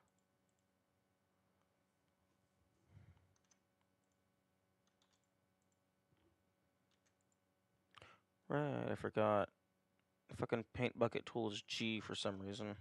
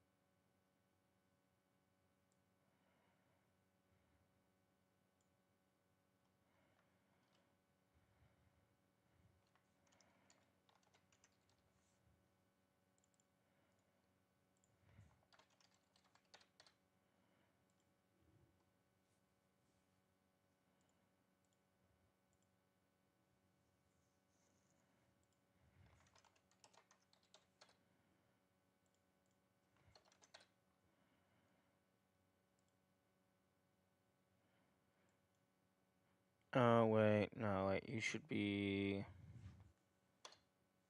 character body.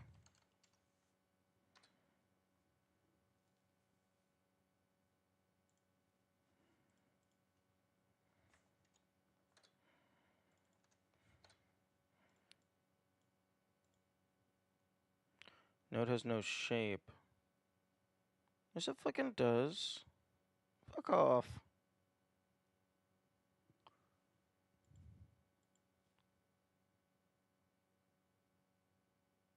Does... do I have to fucking have two?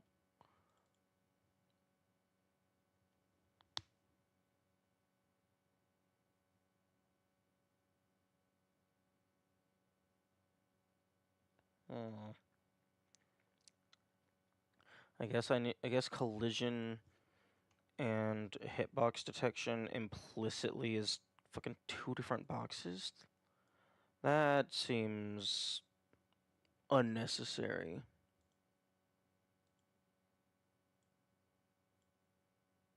Also, I don't like that the bottom of the list is rendered at the top of the layering.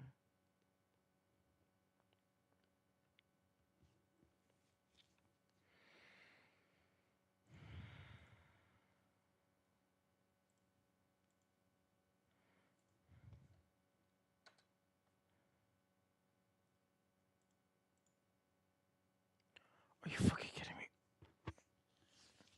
I was trying to fucking...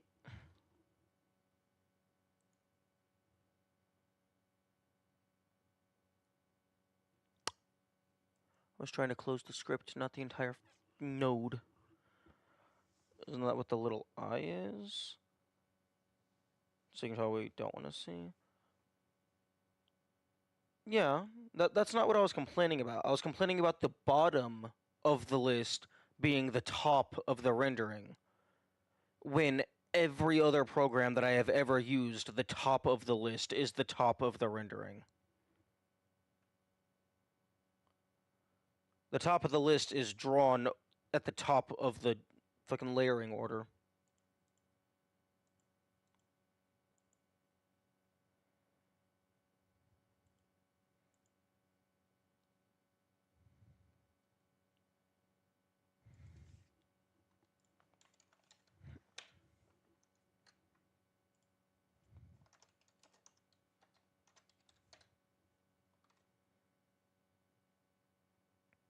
Oh, wait.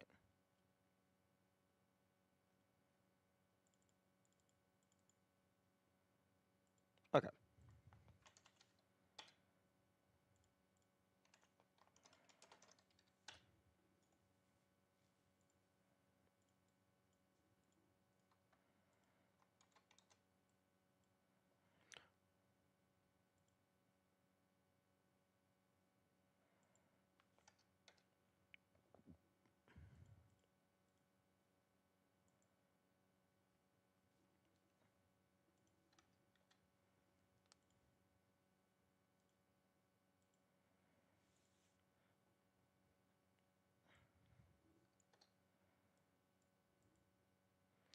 Okay, so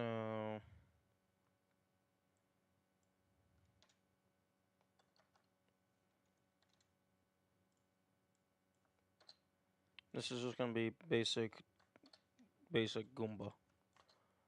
Bounce off of walls, move back, forth. Okay, so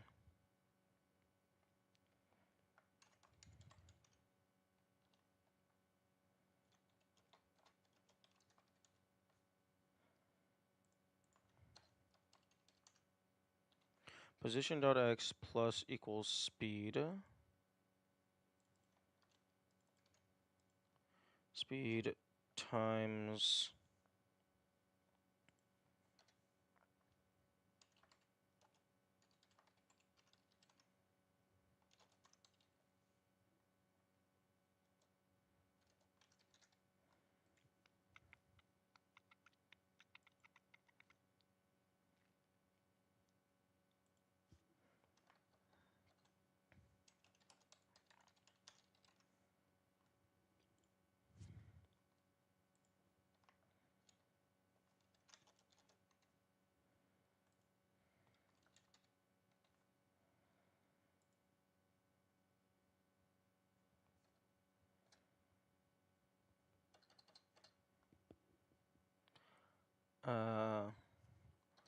if is on wall. If the body collided with a wall,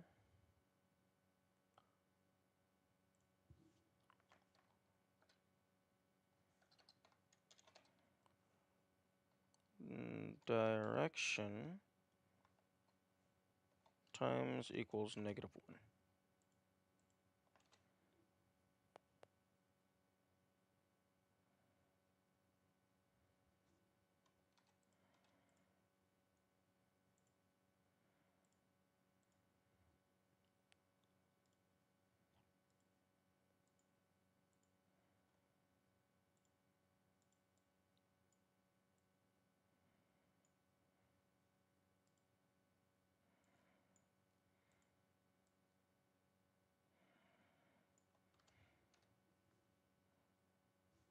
Um, hmm.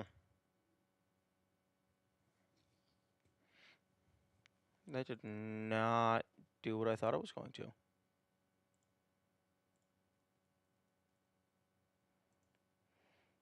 If is on a wall. Hyperrat, indeed.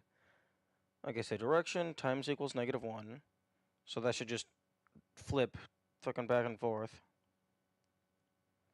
I mean, I could do fucking raycast by the face and flip, but I was hoping to not. And by raycast, I mean like a tiny little arrow check. Position.x plus equals speed times direction. If is on wall, direction times equals -1.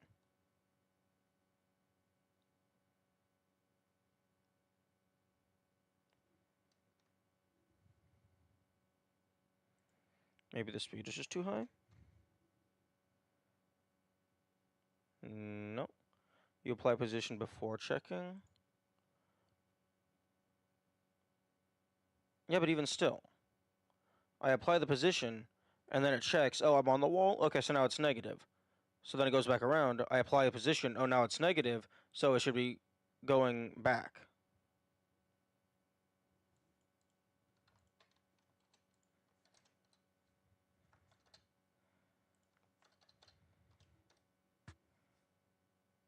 what the fuck?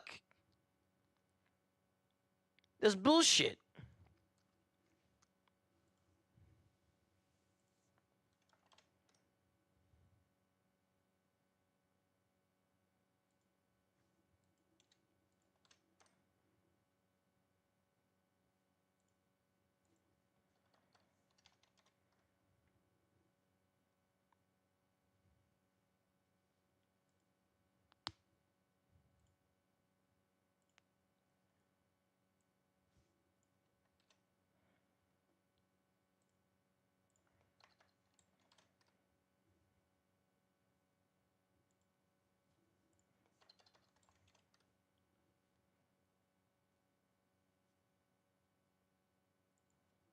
Okay.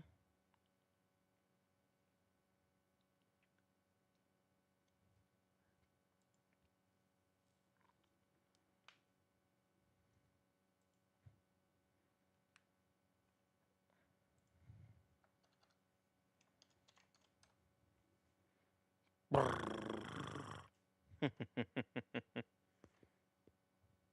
wonder if I can get it going fast enough that it can't break free of this wall, and it can't break free of this wall, but it could break free of this wall. So then it's just bouncing back and forth between these two holes.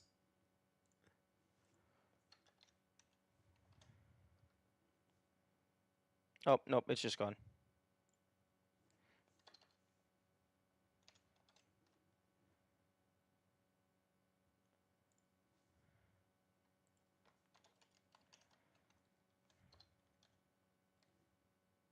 Quantum tunneling hyper rat.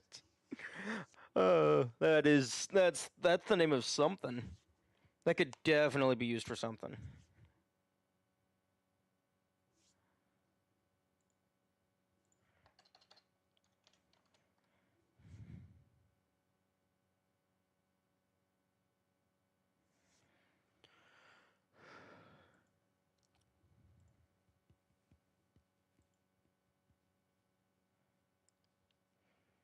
Okay.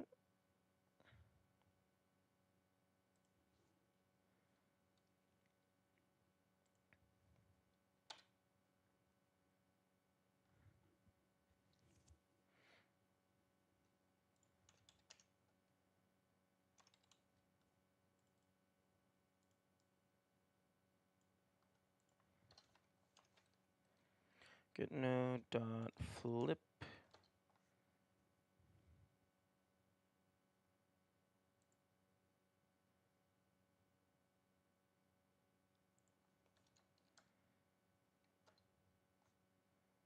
Sprite 2D. Sprite 2D has a flip.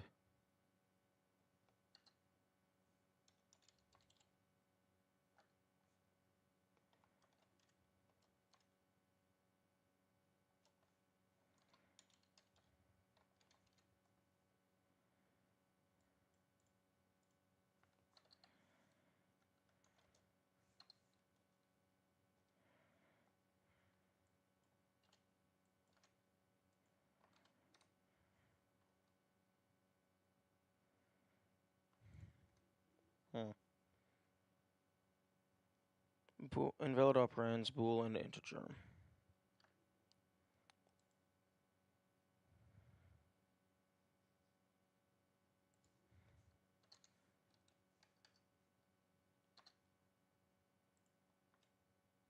Okay. Is there just a fucking hot syntax? Go dot invert boolean. Because that feels like something that should exist. Toggle a pool.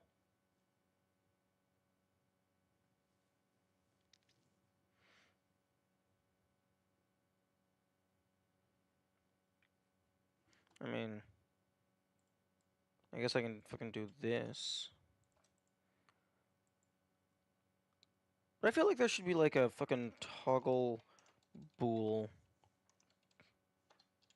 Like, I feel like there should be something like that.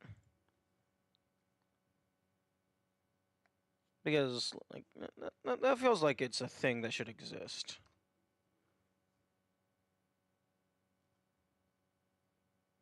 And it's not doing anything.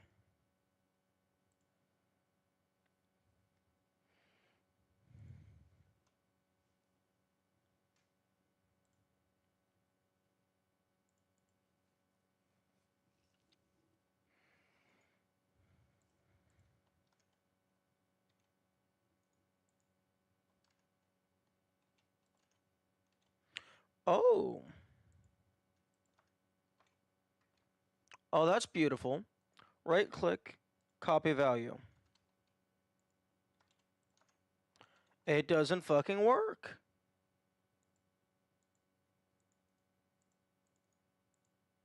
Oh. Oh no, it's stupid. It's not actually using your clipboard.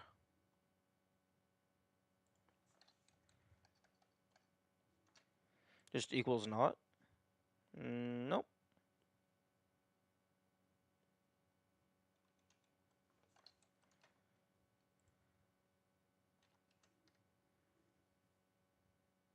Huh. Okay. So direction faces to the left by default.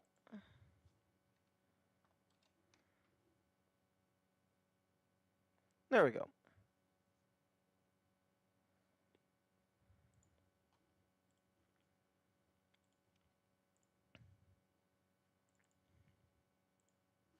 Body entered.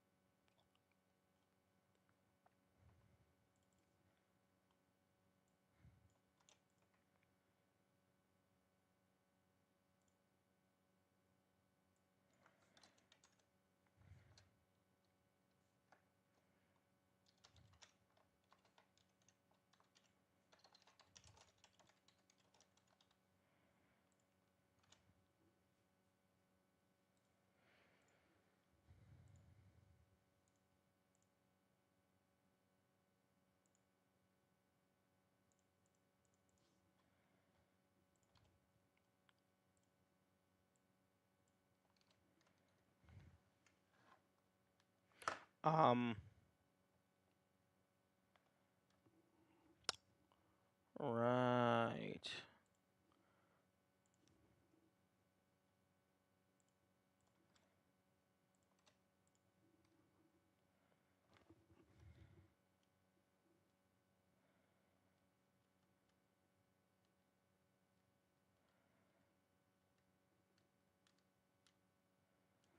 Well, that didn't work.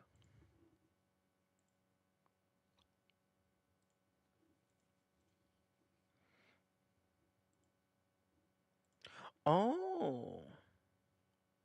Oh, the collision of the entity doesn't look for the player. The collision of the area does look for the player. Okay, okay. That makes sense. Kind of. A little bit. Nice.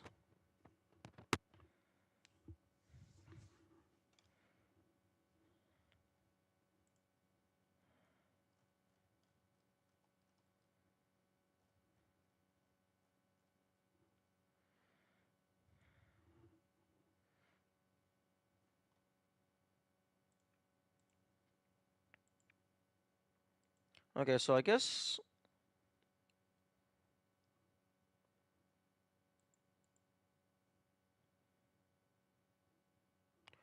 Collision object 2D.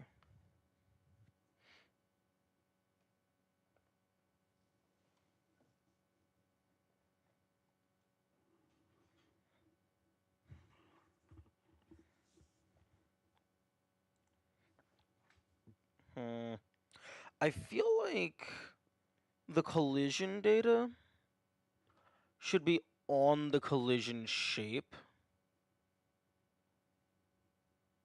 not the parent of the collision shape.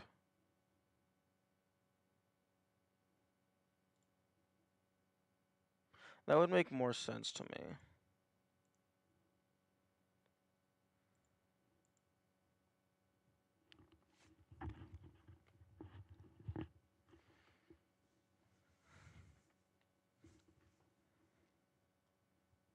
Because, like, you could potentially have one parent with, like, 3 different collision shapes. And maybe each collision shape is, like, looking for its own thing.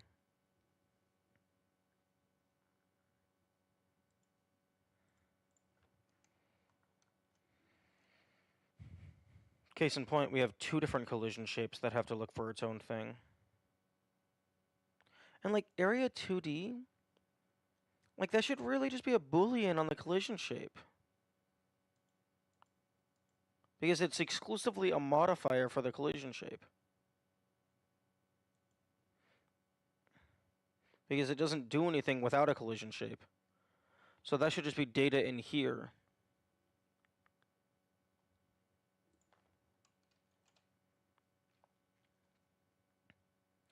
A region of 2D space defined by one or multiple. Oh, okay, that's probably why. So you can have dynamic shapes. It's not part of collision shape because it explicitly does have its own collision mask. Well, I mean, the collision shape doesn't have collision mask, which doesn't make any sense to me. It's dependent on the mask of its parent.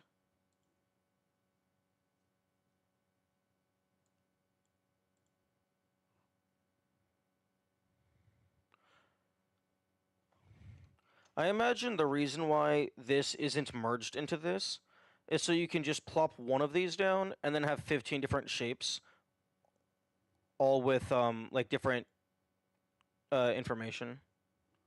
So you can easily make multi-shaped things.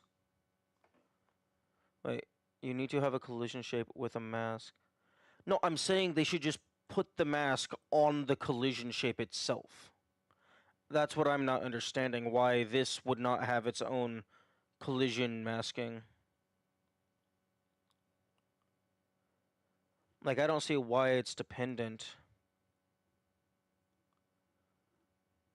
Like, unless the mask is just because the area 2D actually does the calculations, and then this is just for determining the volume area type stuff.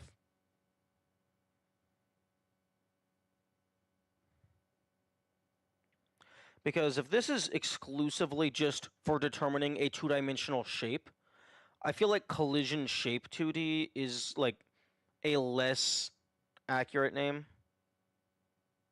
Attack enemy. Yeah, no, I brought that. I brought that up.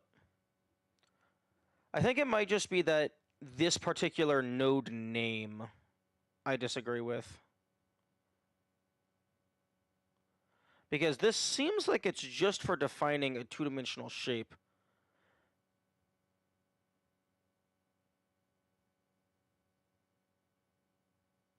I guess, actually, wait, no. I guess this is for defining where the collision can take place, but then its parent determines how the collision is actually handled. Because if you overlap two collision shapes, even if they're not masking for each other, technically, fundamentally, they are quote-unquote colliding. It's just not doing anything because there's nothing to say what to do. Collision shape has all the collision code. No, it doesn't. It has the shape code. Oh, wait, no, I'm stupid.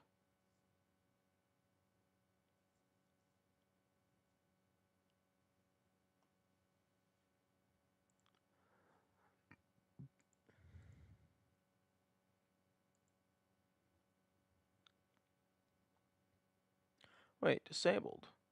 The disabled collision shape has no effect on the world. I'm still upset that you can't just easily disable a node. Why would you see the collision implementation on the side anyway? Wait, what are you talking about? I'm talking about, like, the specific thing I don't understand is if this is a specific unique collider, I feel like you should be able to set on a per collider basis what it is masking.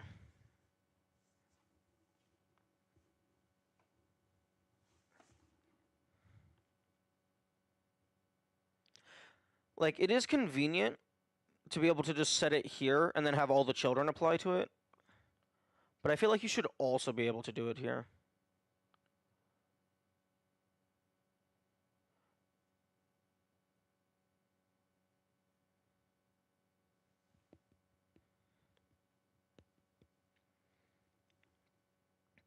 all the code to check if another collision shape is touching it, and the parent controls the behavior.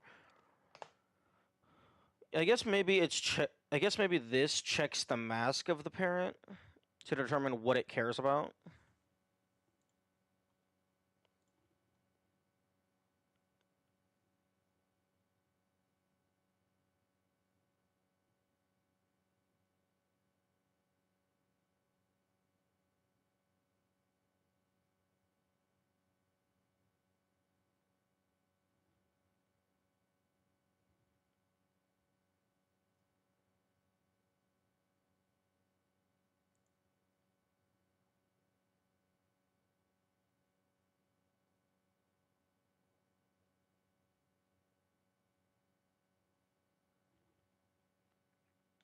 Implementation is probably opposite. Point being, the actual collision check is done within the collision shape.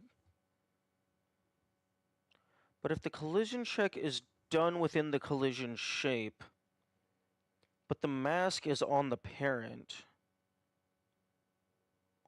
but then this actually determines what the collision is used for.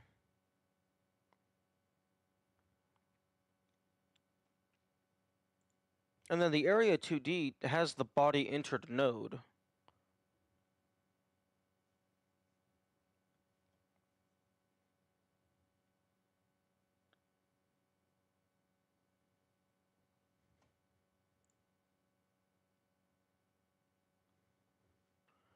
So I need to collide with it to know what object it is and whether you want to ignore it or not.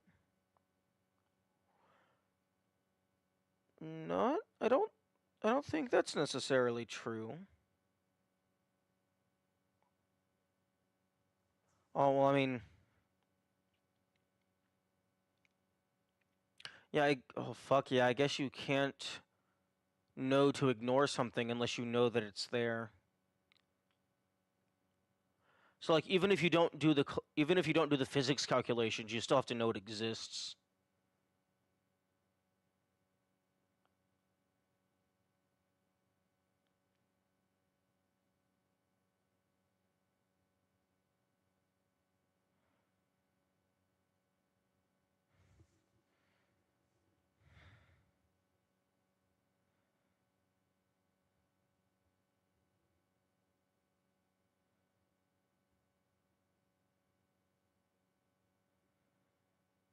Hmm.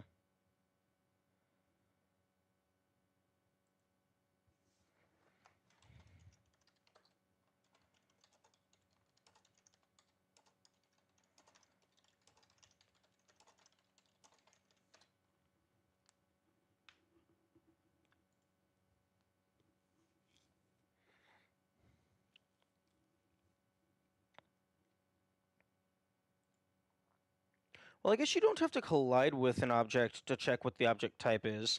You could just check the object type of everything in the scene in order to determine which ones you care about checking the collision for.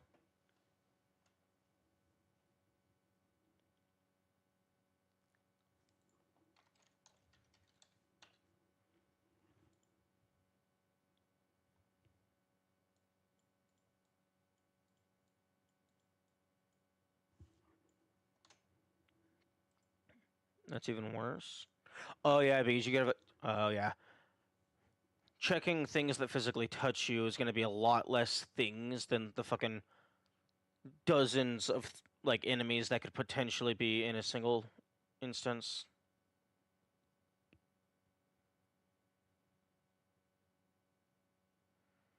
Because most of the time you're only really touching like like not even 5 things at the same time.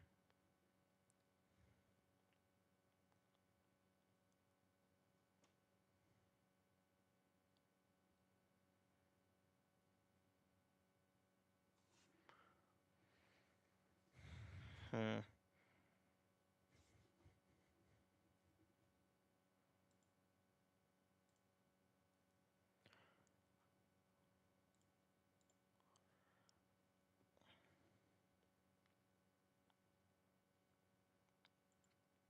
I was trying to think how to do the attack handler, but this feels like we're getting into like proper animation stuff.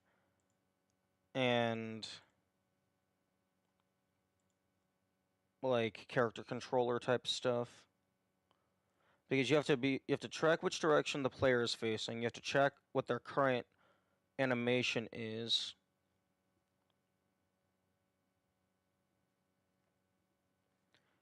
You have to like potentially be able to cancel out of an animation. So like if you're in the middle of an attack, maybe you want to be able to double jump out of the attack. And then like potentially if there's ladders or whatever, that would then be its own animation. And like if you can attack off of a ladder. Even ignoring the animations, that's a different player state.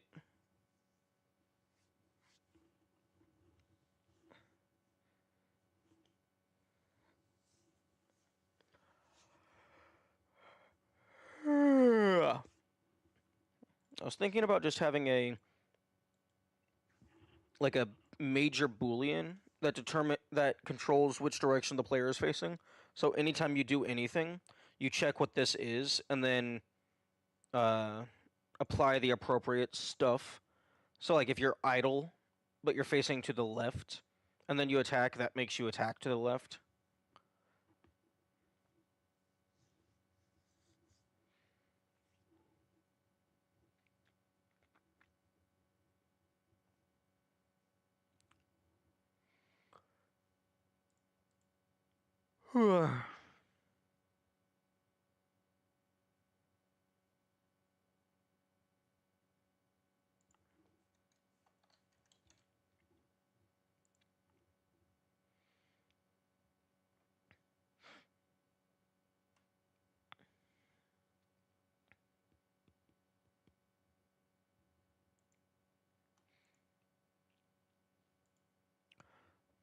because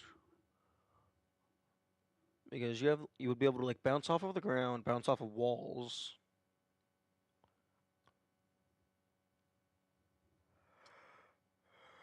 The little pogo shit.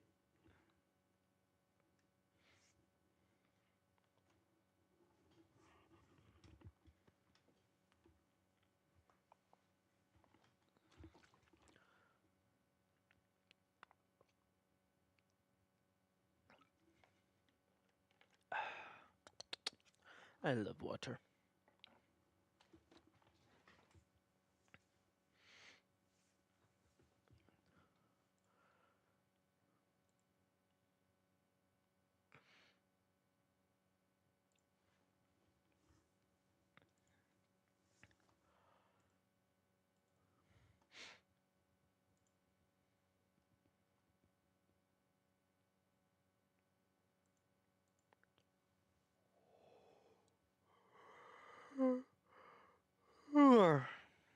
Okay, let's make. Oh, I can't make you smaller? No, I don't want to expand it. I want to fucking collapse it. Why can't I make this smaller? What the fuck? There. That's better.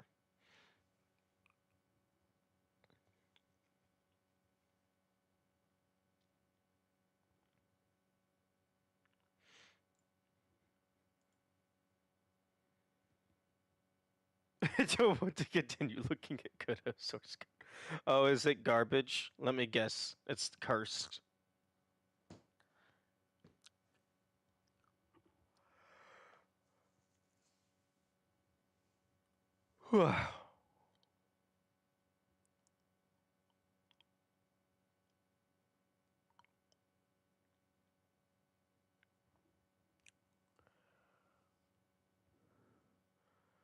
It's just weird.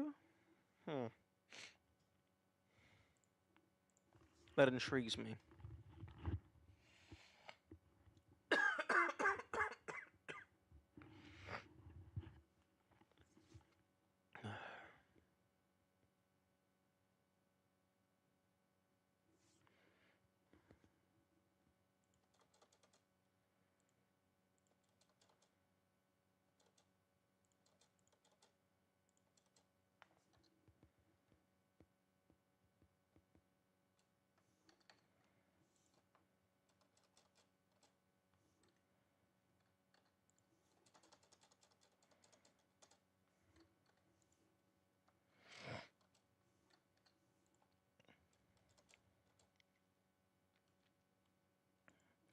Much better.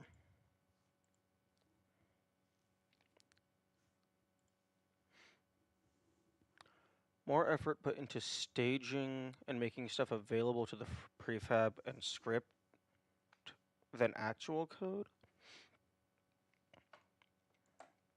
So, like, more things are available in Go.script rather than, like, C# compatibility.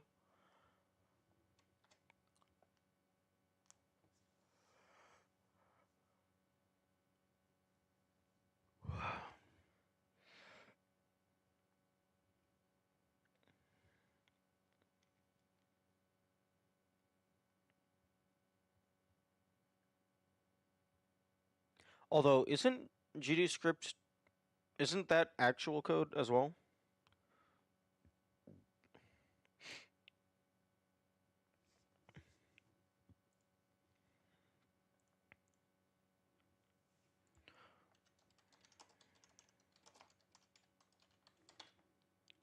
The source code is all C++.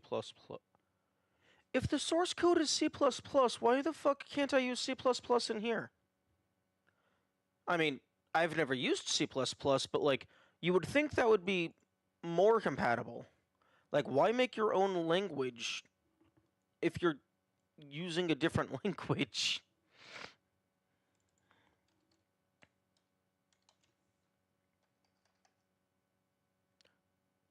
You can use C++. Oh, no. I know you can use C++. You can also use C#, but you can't use it in the built-in text editor. You use it in, like, Visual Studio or something, and then Godot is just able to read those files.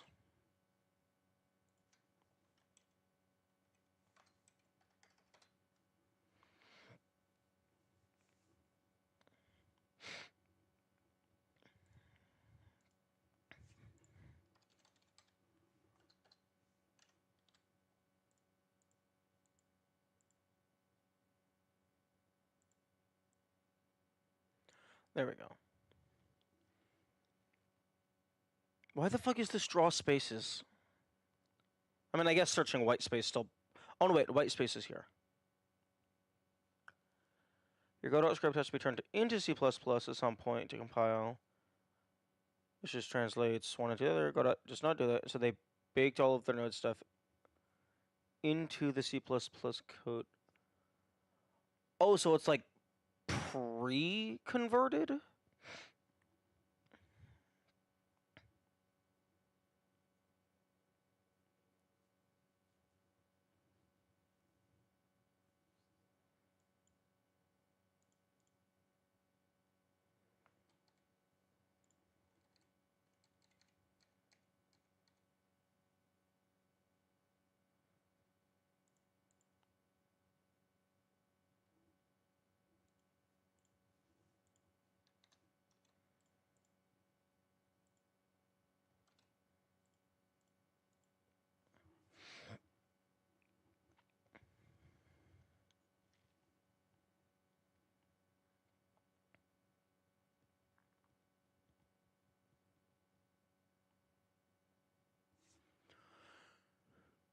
C++ code is like, I'm a Godot script class. I have those methods. I connect my methods to the class I just defined.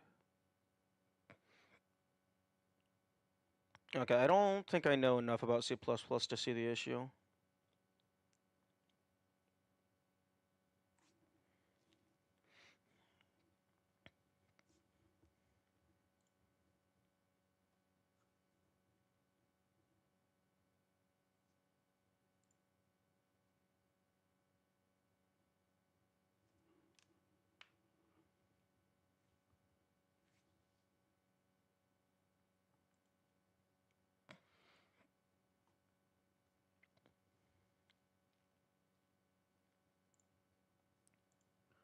Also, thank you, whitespace.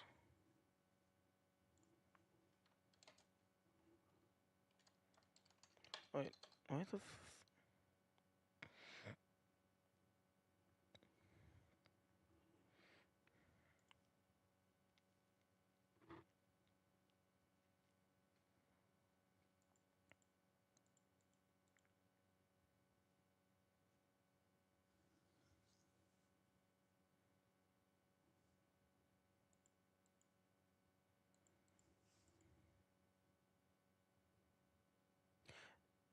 It's kind of interesting how big of a difference 4 pixels between each line makes.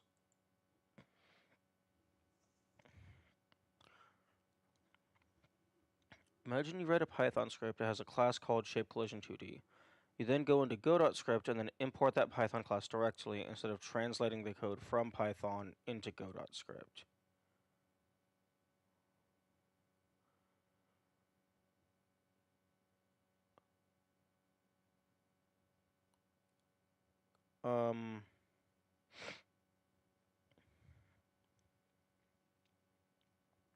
So does that just mean Godot is just compiling in 2 separate languages simultaneously?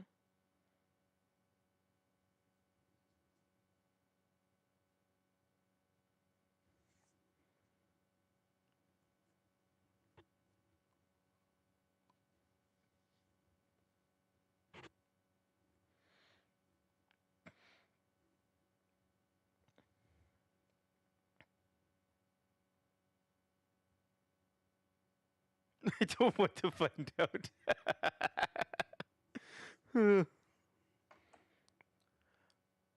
Although if Godot is written in C++, I'm very confused as to why you can't use C++ in the built-in text editor. Like, you would think that C++ would be one of the, like, languages it can use, since that's what it's built in. The error messages is C++. Interesting.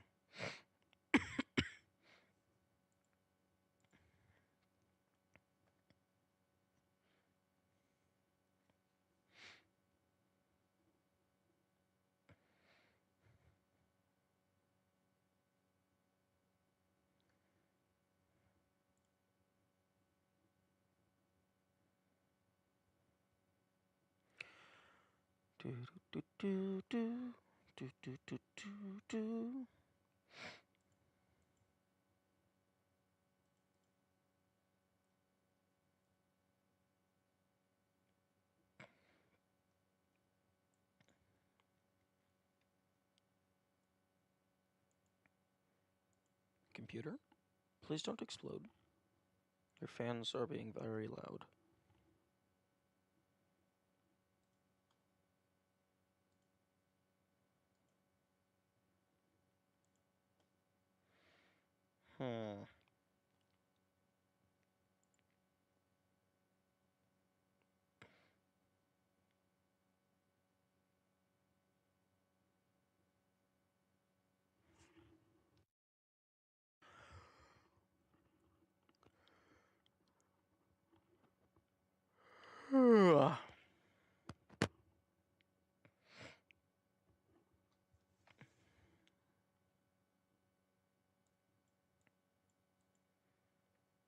Okay. I should probably be doing something.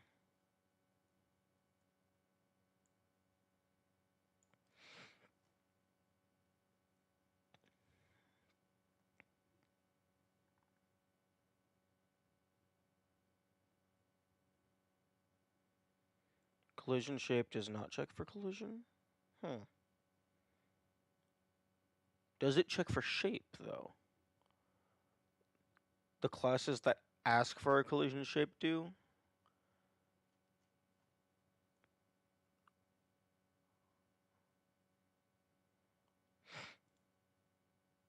So, like, the area 2D asks the collision shape where it's located and what it is, and then it checks? Okay, that would explain why the mask is on that.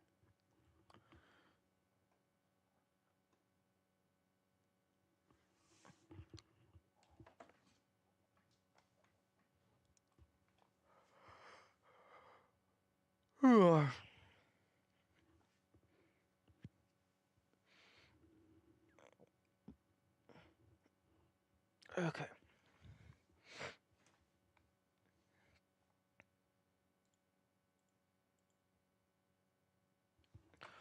Yummy. The player's attack, like basic swing attack, I was wondering earlier is that something that should just be part of the player? Like, in the player who's a what's it? Or should that be something that, like, is actually just created in runtime?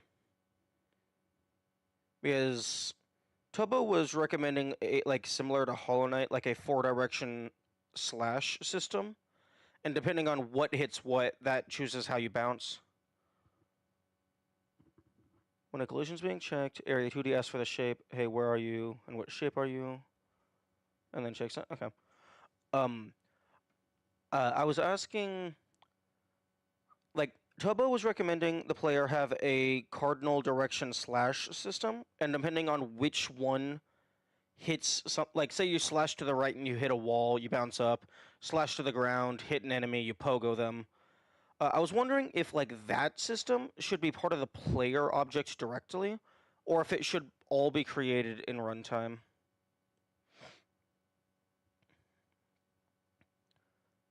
Like, I'm imagining something very similar to how Hollow Knight handles the slashes, just because that's a game I'm familiar with. What do you mean create it at runtime? I mean, like, you press the attack button, the game checks which direction you're facing, it checks which buttons you're holding. So, like, if you're facing right, but you're holding down, it then creates the slash hitbox directly below you, and then, like, I guess pulls the sprite for the effect. And then based on what that hits, it then bounces you up and forward. What is the alternative? Just having stuff already attached to the player. Like, you have a hitbox and a sprite that's, like, always present, just disabled.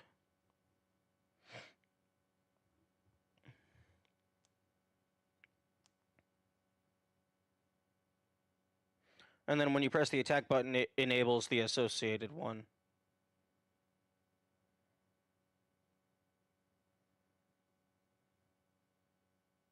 And then disables it after. The sprite and shape that is always present sooner or later.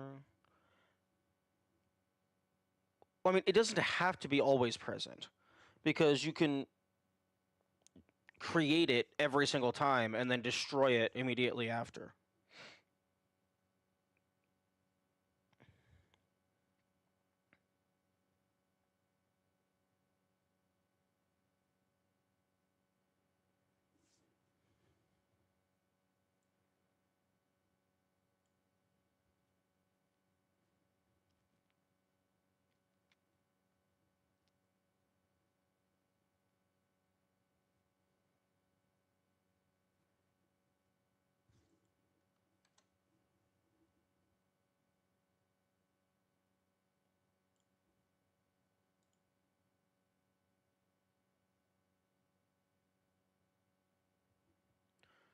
Run into the issue of this collision needs to exist for one frame, and then you'll run into the issues of this collision needs to exist for one frame to exist, and register collision first.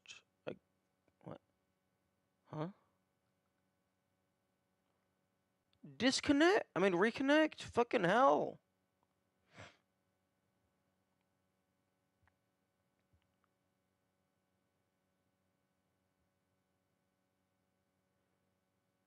Are we good?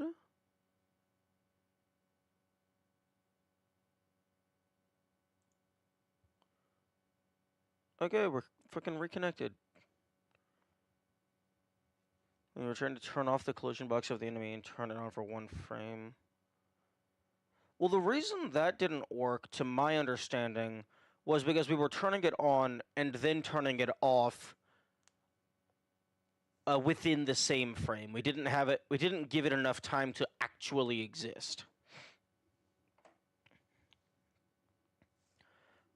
Like, we wouldn't have that issue here because we're aware of it. But, like, you could have this exist, turn it on for a frame, and then turn it off.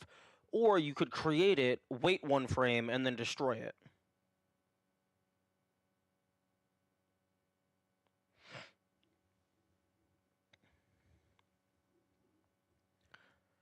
Like, I'm just asking which method would be better, because I don't actually know. Like, I would assume it would be having the stuff pre-created, just so, like, it's always available and you just grab it.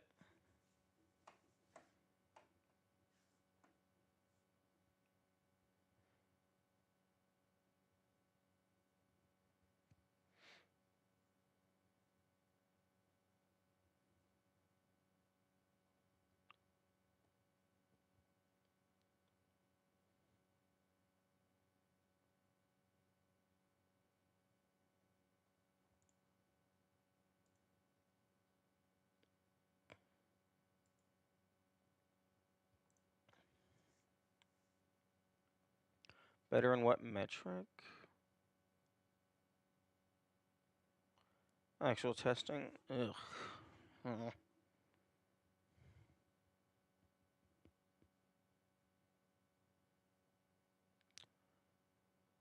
Performance-wise, it depends on how quickly you can slash.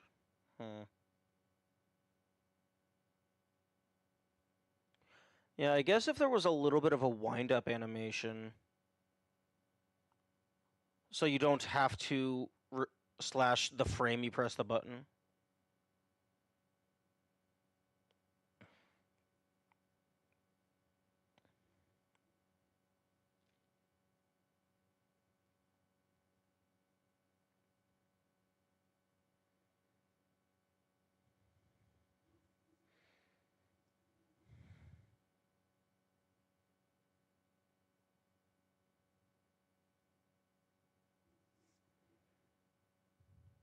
Attack should almost never take a delay to come out. Well, I mean, surely there's always a small delay of just like a few frames. Like, obviously not like a half second. Unless it's like a super strong charge-up attack or something.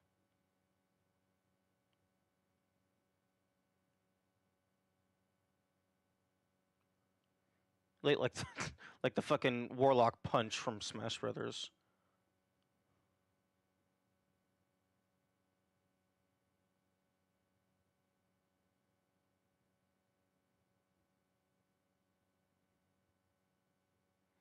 The attack hitbox is instant. The animation might take a sec, but having the attack come out instantly feels better. I suppose that's fair.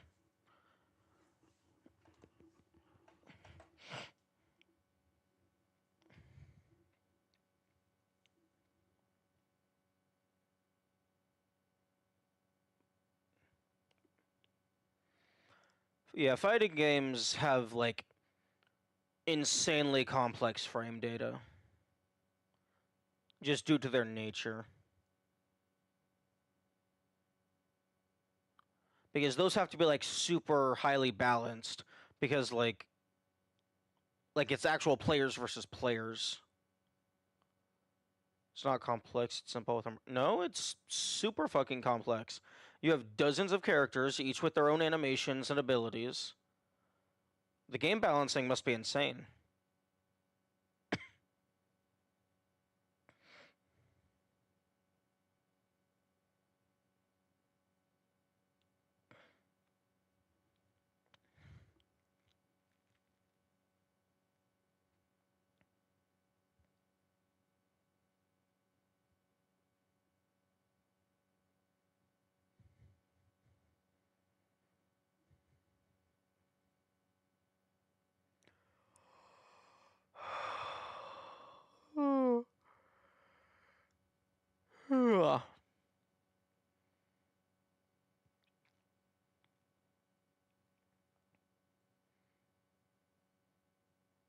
Because one random attack is super fast and hard to avoid. Yeah. People get upset about the spammers. The community does a lot of balancing internal. How do you mean they do balancing internally? Doesn't fucking everyone just be like, okay, these 7 people, these are the S tier. Use them exclusively unless you want to be bad. Modding characters to rebalance them are bit. Okay, one, modding is cheating. You're literally not even playing the game anymore. And fucking banning characters? Fair. I guess that's why you have different tiers, different categories.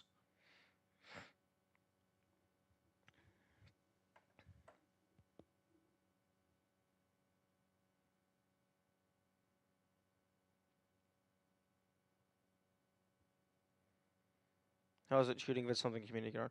I was more meaning for like official tournaments that are like sanctioned by the people who made the game. Like I would assume that they would want you to be playing the actual released version of the game.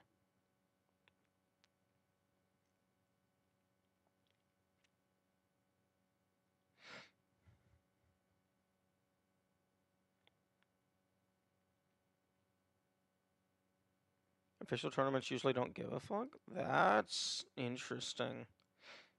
I mean, I suppose if the developers are actually cool, they would take community input into account. So if the community members feel that like using a modded copy of the game is a better experience, then they would probably be fine. But like big companies usually aren't cool.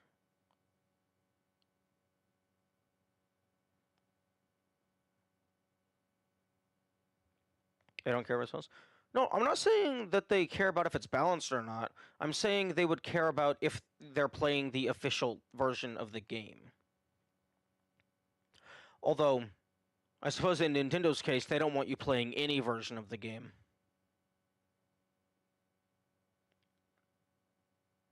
Because why would a video game company want people to play their video game?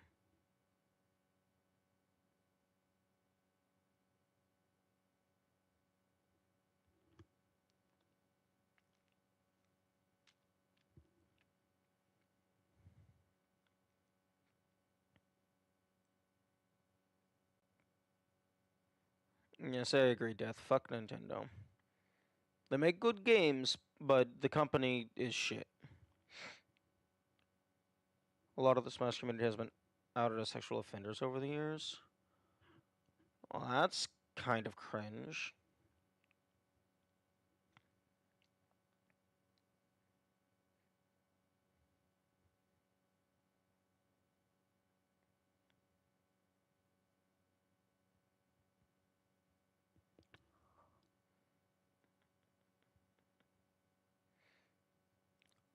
Yeah.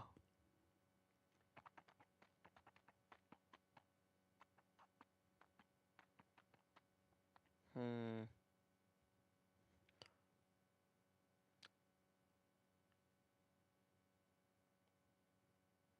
Yeah.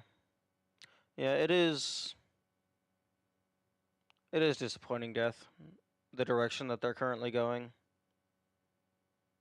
Nintendo, like, granted, I never really paid attention to the behind the scenes stuff a while ago, but yeah, Nintendo presumably at least used to be great, and now they're absolute garbage. Idea. Dynamically change the size of the on-screen chat so that whichever chat is having more activity gets bigger.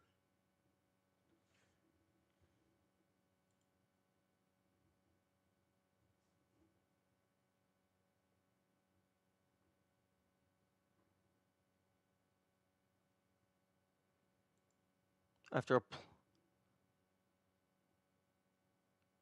wait,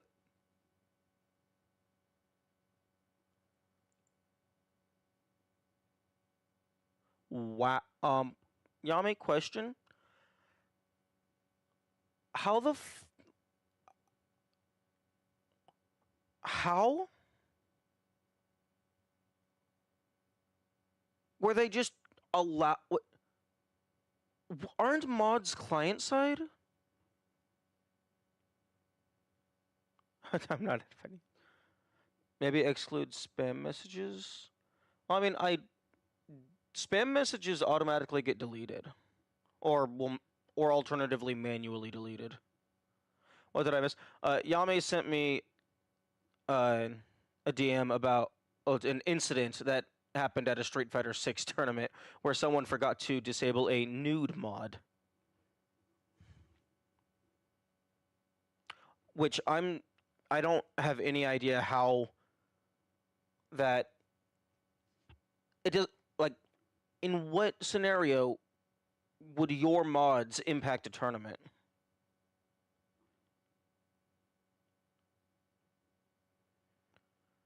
Like, are you playing your copy of the game? I mean, I guess it would be reasonable to ask the players to bring their own copies, but so you don't have to buy a fuck ton. But then that just runs the risk of people cheating. Tournament is probably over online. Well, if it's over online, then there's even less of a reason for a mod visual effect to be displayed because all the characters are going to be rendered by the server. So that should be client side. Well, not rendered by the server. Like movements and stuff would be handled by the server, but the characters would be displayed on your own system. Like you changing the game files on your side should not affect what everybody else sees. Hmm.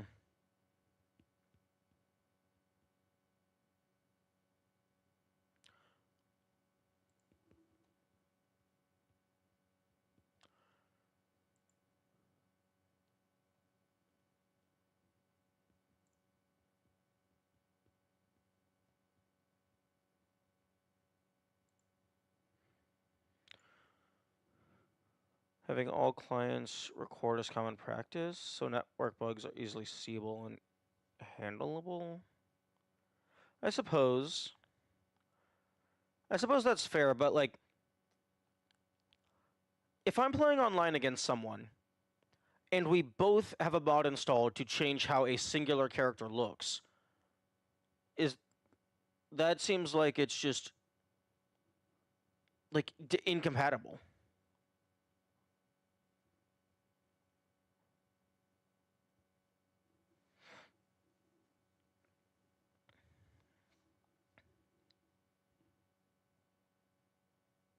I guess maybe if like the spectator visual alternate like occasionally swaps between players.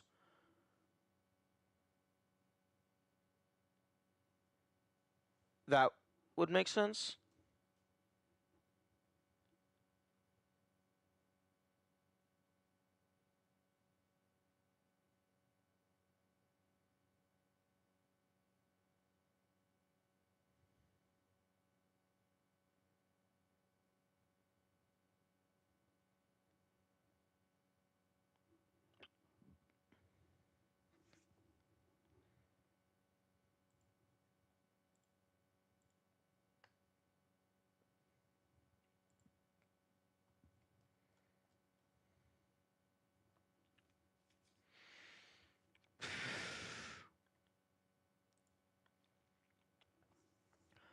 Such modification would have to be on the server end or replicated it to be visualized by all clients, unless the clients are also being recorded. Yeah, Yami was mentioning that clients being recorded is a thing that can happen.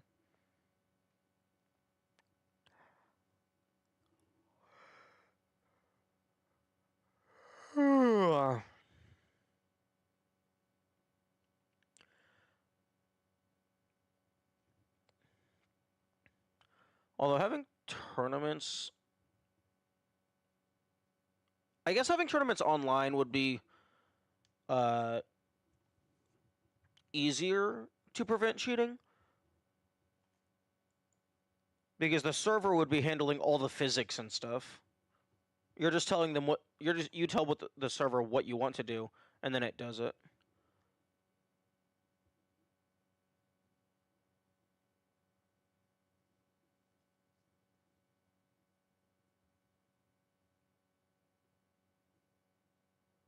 So balancing usually among lower tiers, a lot more rock paper scissors. For mods, you usually just nerf the characters so they aren't OP. You don't have any bad options. Yeah, but I don't like that because if you nerf the character, then you are literally not playing the same character anymore. You're playing fan made content. It's not official anymore, so it's not the game. You might as well just fucking mod in Sonic the Hedgehog at that point and still call it official.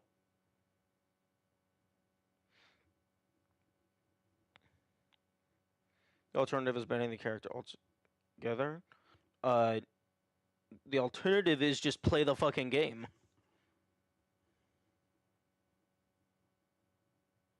Get good. Like, you have an entire ass community. Someone's gonna figure out a way to counter the character.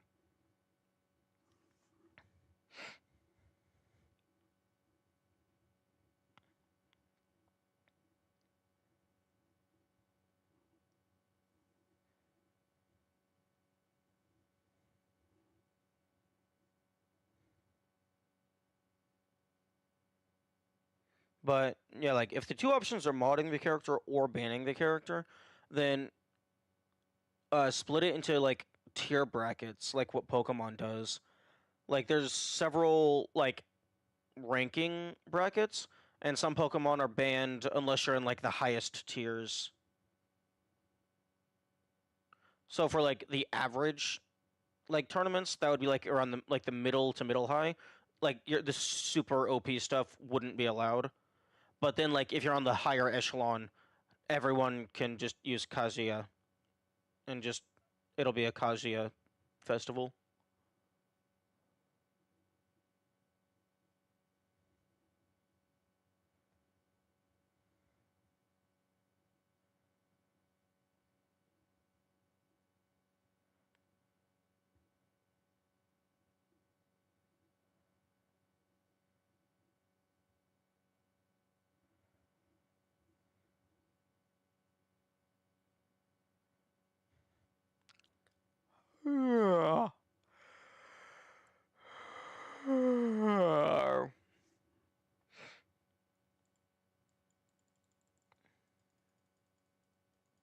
Wait. Oh, add node here. I thought that said add note here. Oh, that's cool. Instantiate a whole ass scene here.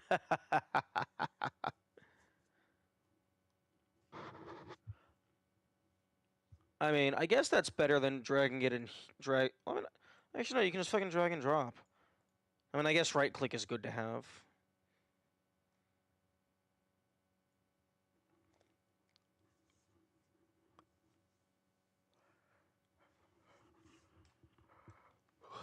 But being able to like add a note, like just a little text blurb over the level that then just gets deleted during compilation, that would be cool. Just have like a vector graphics layer over everything exclusively for the viewport. You can just draw little notes for yourself.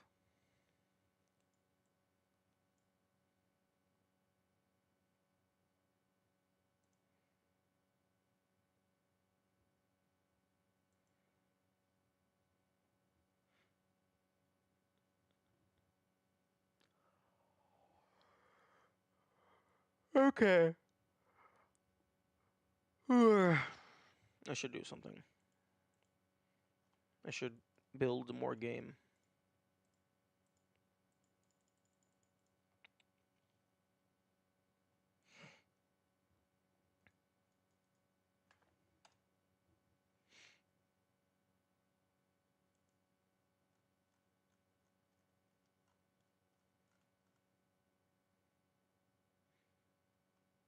But I do not know what to build. 6400, huh?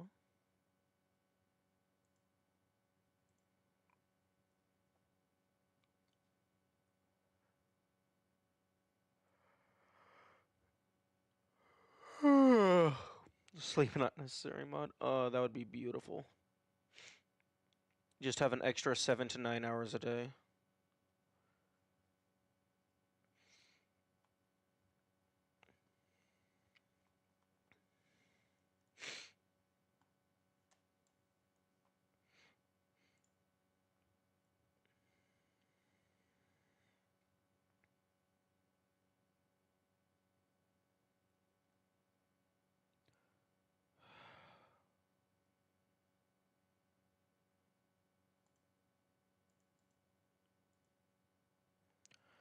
Because I fucking don't.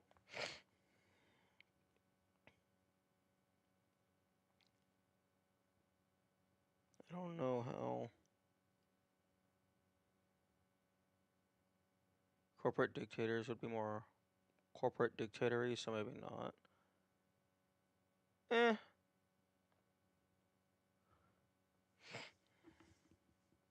Yeah.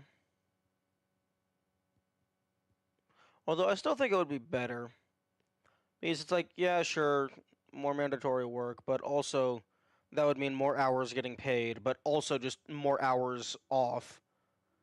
I feel like it would either balance out or like it would just like be a different system.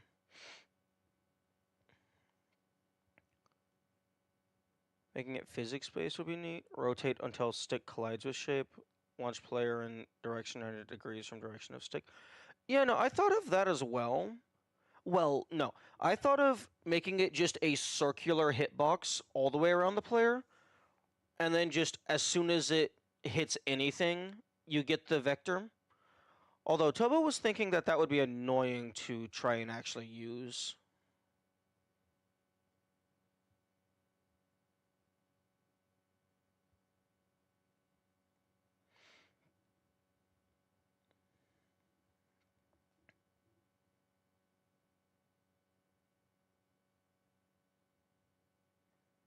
Although I think if it like actually spawns the stick from a single point on the player's animation and is physically rotating it through time, that could be interesting for a rage game. Because you would not only have to like actually do the jumps properly, you'd have to account for where the player currently is in rotation. The player, along with everything else, is like 16 by 16 roughly. Although I don't necessarily want to do like exclusively a rage game, I do want to do Metroidvania stuff because that's just a really fun genre.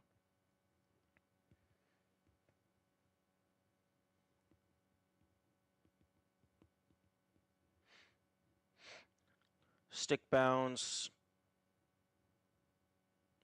projectile shit as a double jump.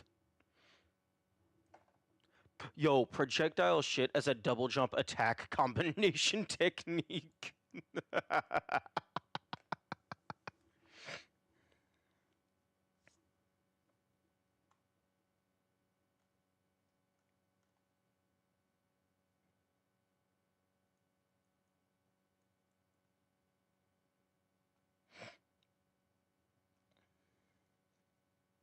But you would also just have normal like walking and stuff. It's just the rotate pogo would be like the main movement mechanic.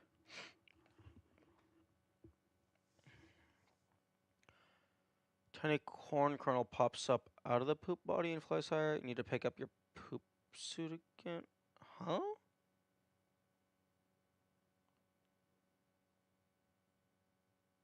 Wait, like you're playing as the corn kernel? Like that's the actual character? Although if you have to go back and grab your body again, that kind of defeats the entire purpose of a double jump. I mean, unless like maybe it's like you're weaker in that state. But then like maybe you like you can like gather more poop as you go along so you don't have to go back for your actual body. Your original body rather.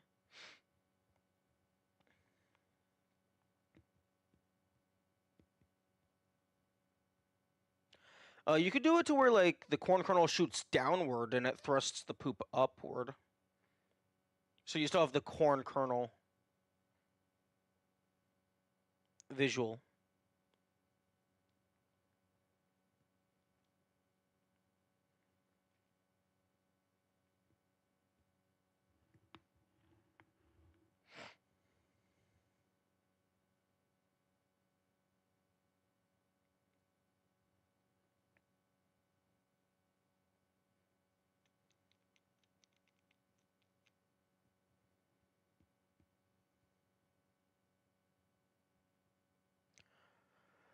I was thinking maybe a grappling hook could also be interesting for like if we're doing like a movement momentum based thingamajig.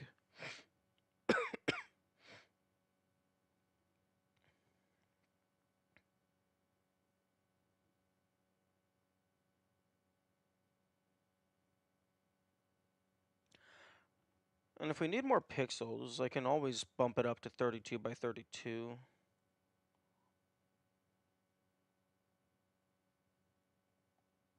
Although the more pixels, the worse it looks.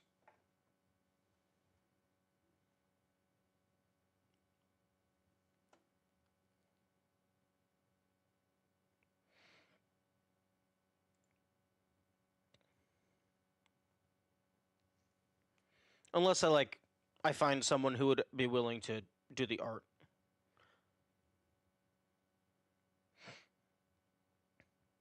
Although art takes a lot of time and costs some money. So doing it for free would be like a big commitment for someone for a random ass first baby's first platformer. So that's probably not going to happen. I mean, unless somebody was just doing it for the fun of it.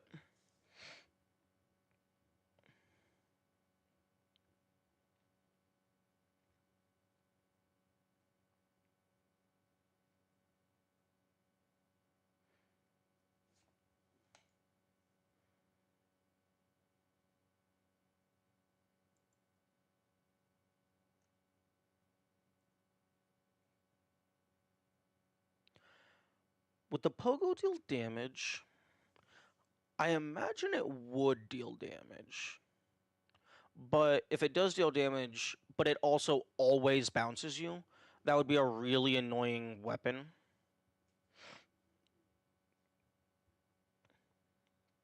Because, like, if you're standing in front of an enemy and then you swing it down on them, it's going to just constantly be bopping you up into the air. And then, oh, you're up on top of them and you swing it and it hits them. Oh, that's going to send you forward, so it's going to constantly be throwing you away from the enemy.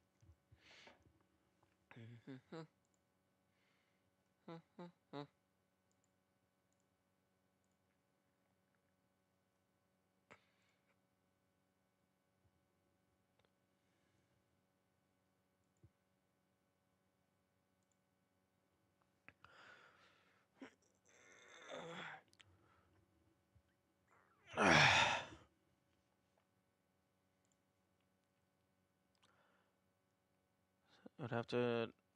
Okay, so it would have to stick out, rotate around a pivot, and then, like, I guess check for terrain, check for enemies. It would hit. We would have to find the point of collision relative to the player and then send them like 90 degrees reversed.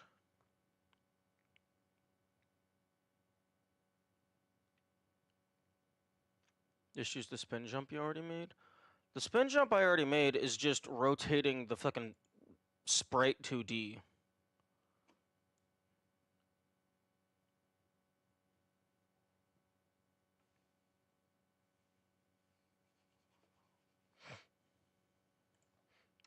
It's not changing anything. Attach a thin vertical area.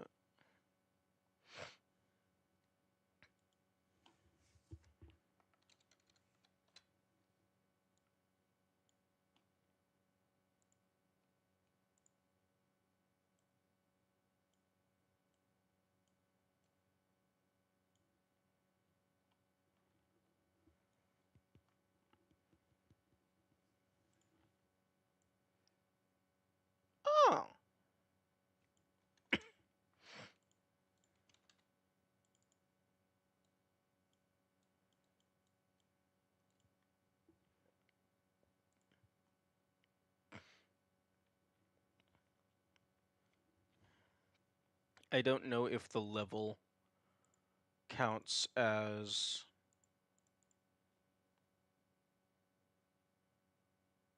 a body. I think it does.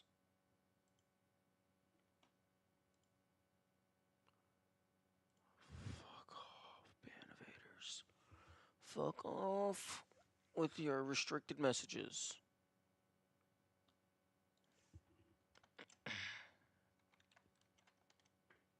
Okay. New plan.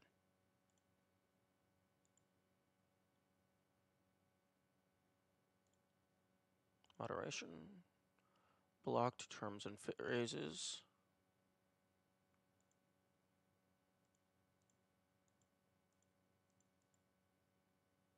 Okay. So I do not display any blocked terms on my end, and blocked terms automatically get blocked just for everyone. So I should never see that again. It's getting really annoying.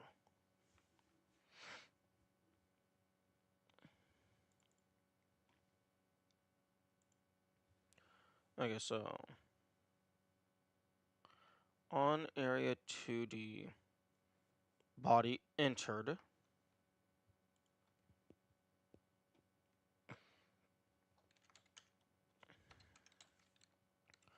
Get node sprite 2D dot rotation.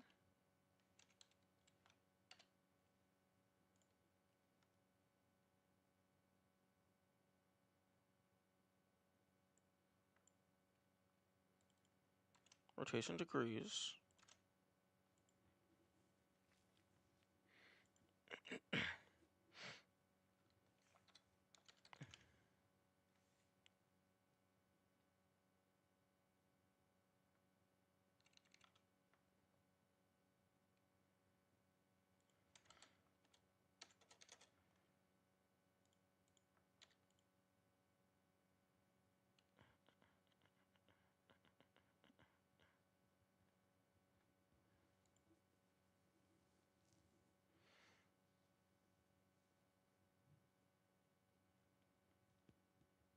Although that's going to get in the way of this because this is set to be a timer, not set to be like spin while in spin state. So if this spins and then I just immediately cancel you into like normal animation, you're then going to have another partial rotation.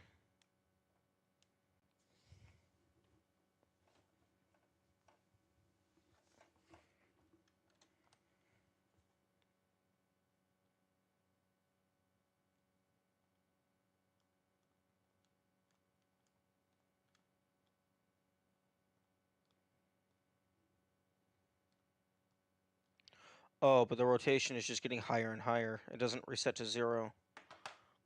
Okay, so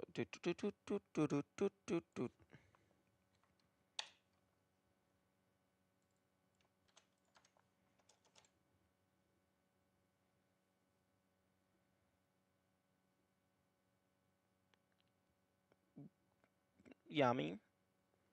I don't know what syntax you're talking about. That's just a percent and a number.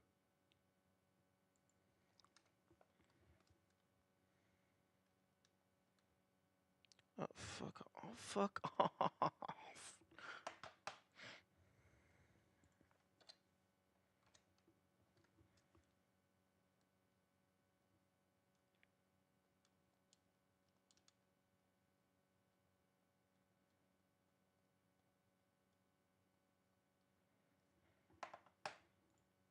At the end of line 88,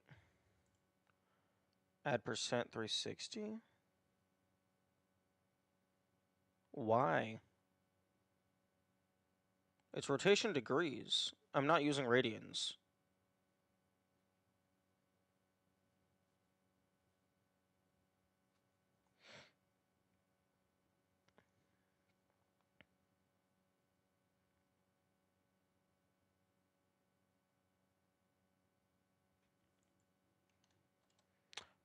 interest, or how about you just tell me what the percent 360 does?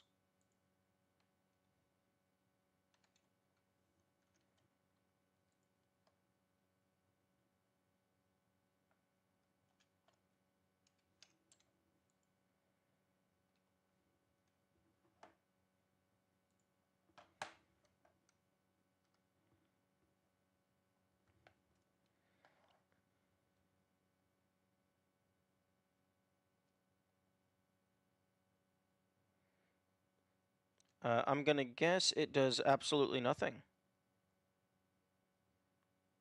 based on this empirical evidence of it not capping my rotational at 360.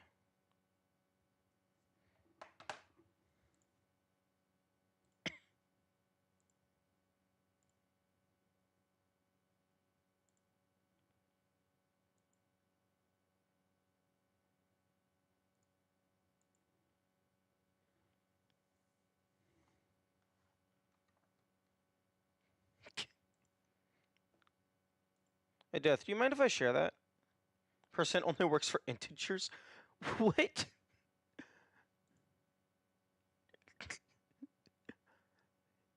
What? Who uses integers when you're dealing with degrees?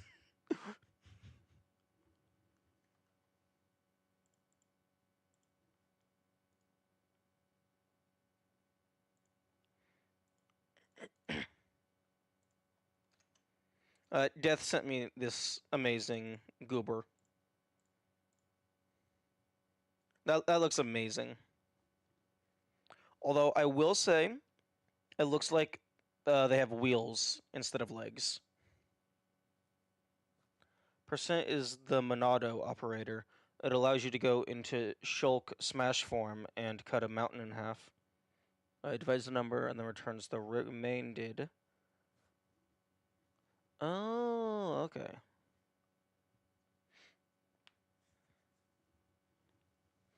Yeah, that's cool. I like that.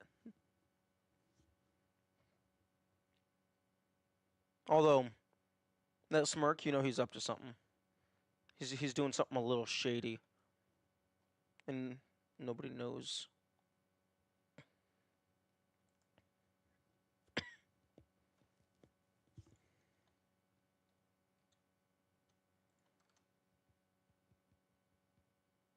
Although, putting percent 360 at the end wouldn't even do anything because this is plus equals. So it's still just constantly adding.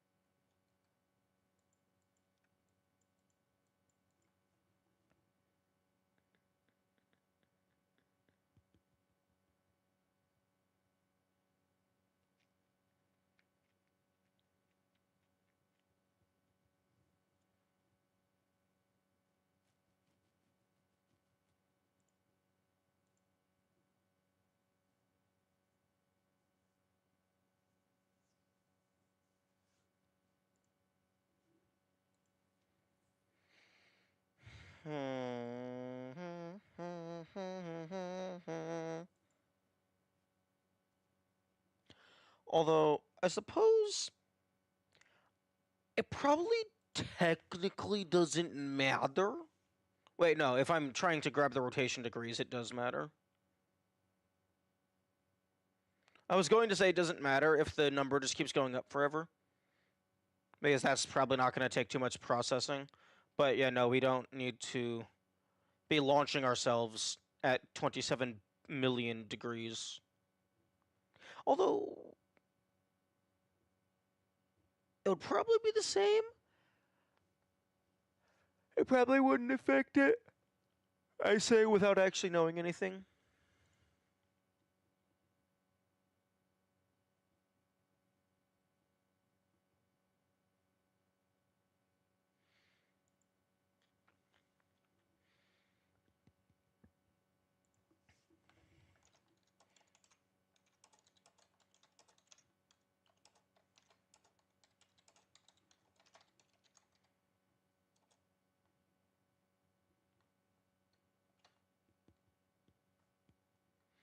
Hmm.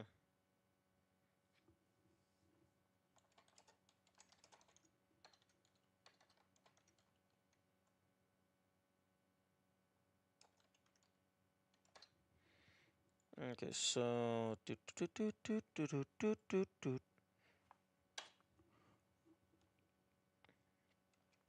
velocity.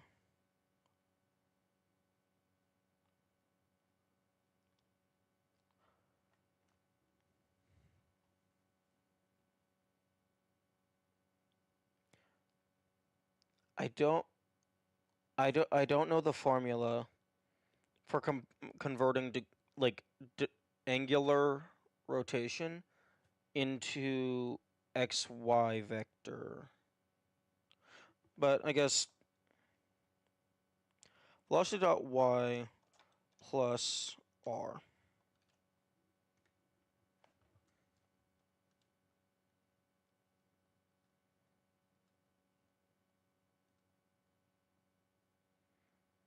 Okay, well, it's not doing anything. Rotation degrees. Dot to int.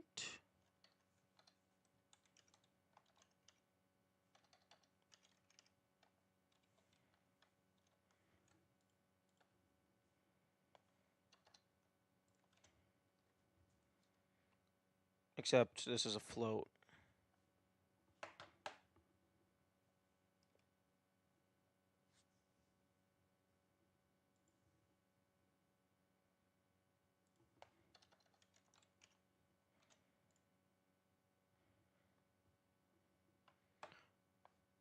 Is this... I don't know if this being under the physics process is going to be an issue.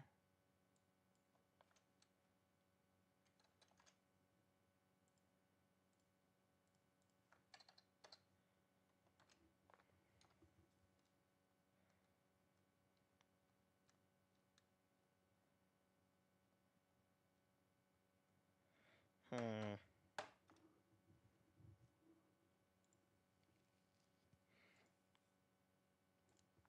Oh, plus equals.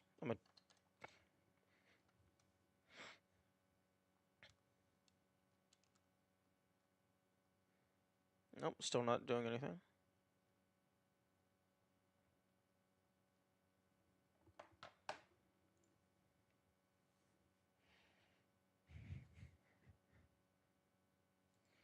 Get node, sprite, rotation degrees, velocity dot y plus equals dabba do, yabba dabba dabba do.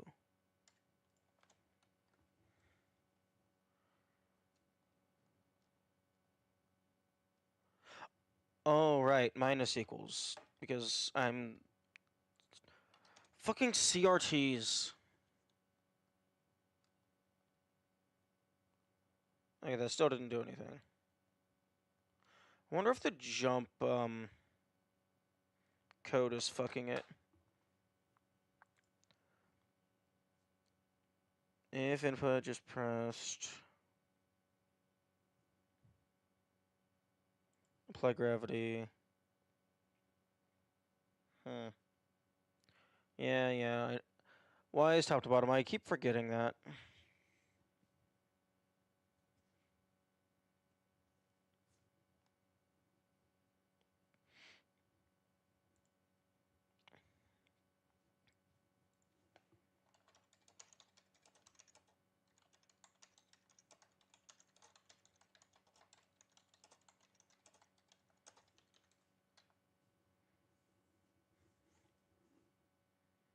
Maybe it's bigger than terminal velocity. I don't have... Oh, wait. Terminal velocity is 500. But that's for, like, falling speed. And I also don't even know if I have anything... Do I have anything calling with that? Yes, I do. If velocity.y is greater than terminal velocity, set it to terminal velocity. I don't have any cap on my negative speed. And also, terminal velocity is 500.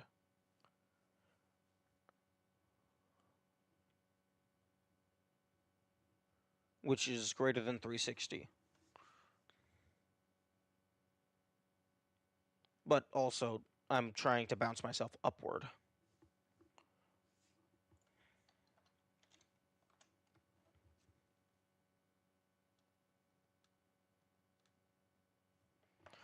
Okay, velocity.y is just...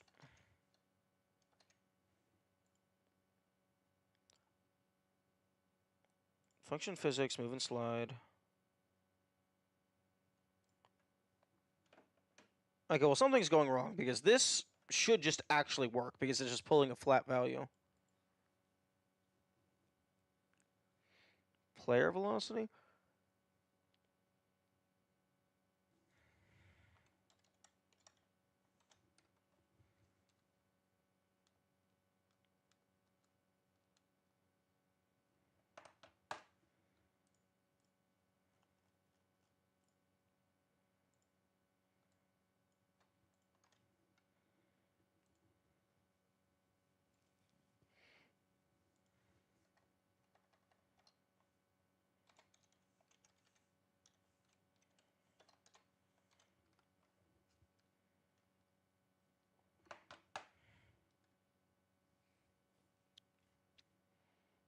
Hmm.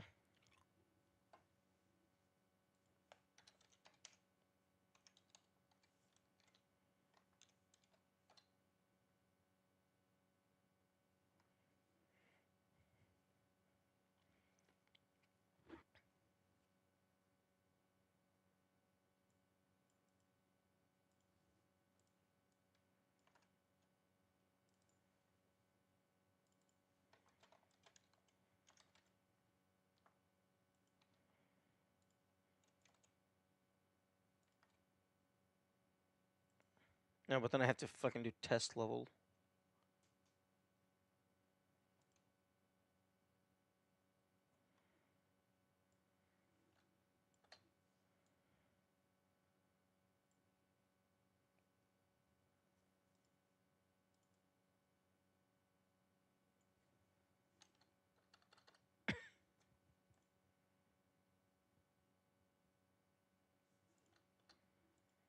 Hmm.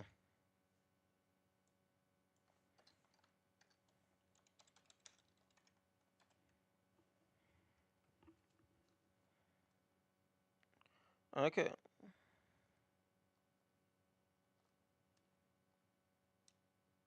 That's working.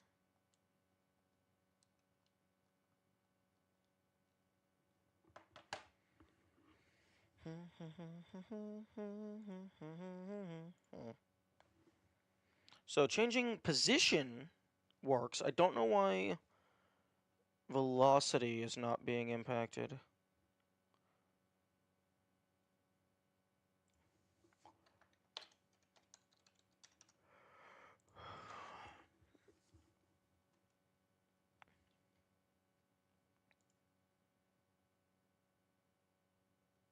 Velocity dot y. Oh, velocity dot y equals jump force. Although I'm still rotating into it after I initiate the jump. If action just released.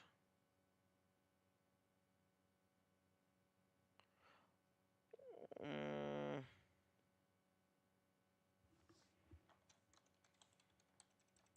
let's disable that.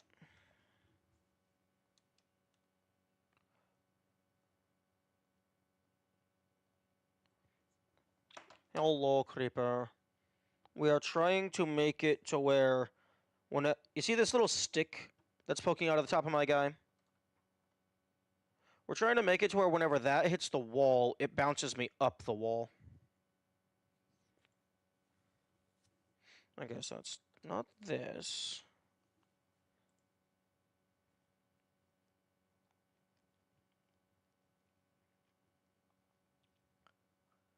Okay, so plus equals, if it's greater than, set it equal to, so it's not that.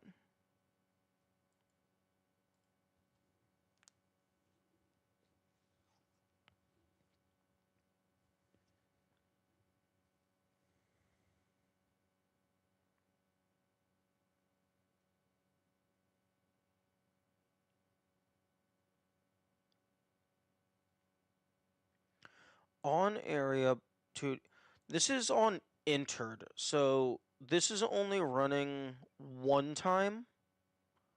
So maybe it is the jump stuff that's eating it entirely. Because it only starts spinning after I jump.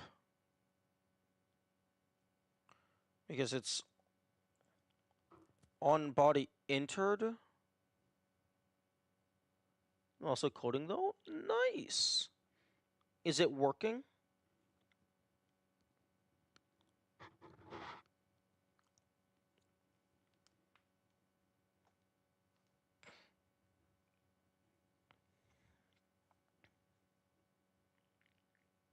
We want it to run just once? I know we want it to run just once. I'm saying that at the moment that it's currently running, maybe it's just really bad timing. And it's just getting eaten by something else.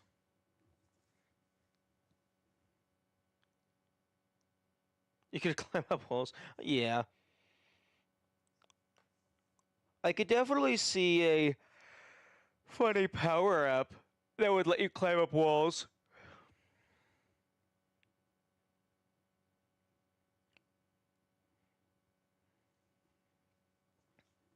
Although at the moment, I think we want it to not let you infinitely climb up a singular wall.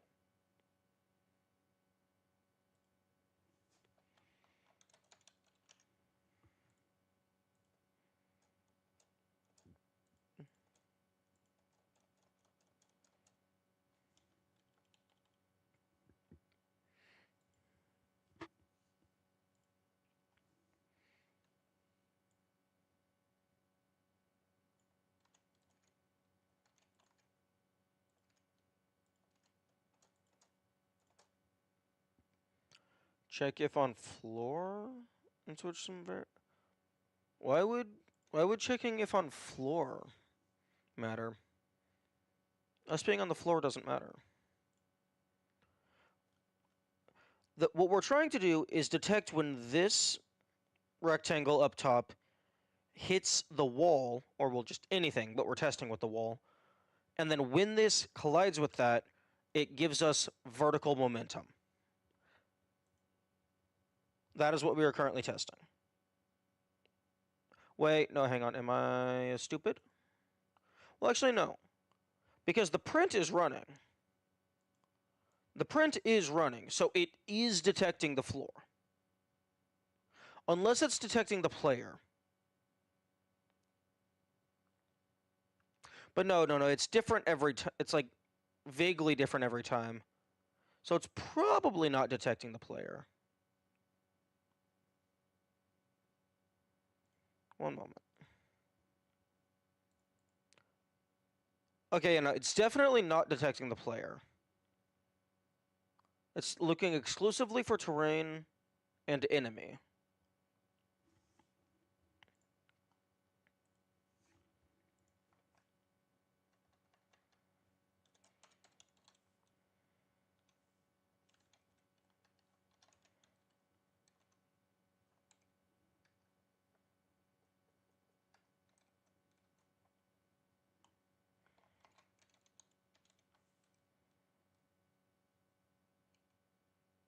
Cannot assign blarg.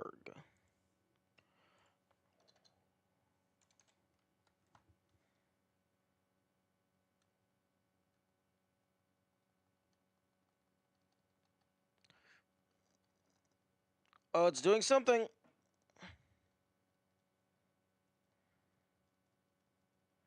Come on. Come on. Come on. You can climb.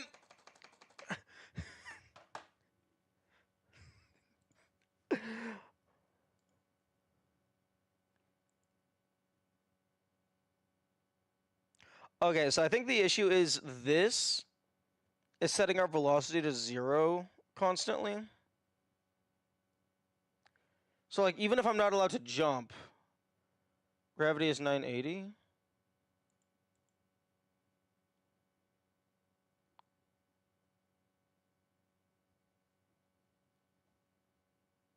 Oh yeah, because jump height is fucking in pixels. We're just multiplying by gravity.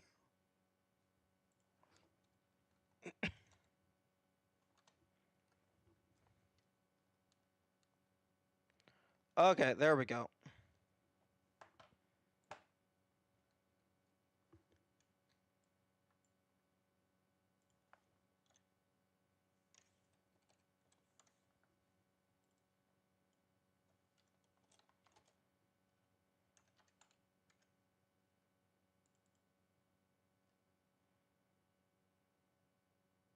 Wait.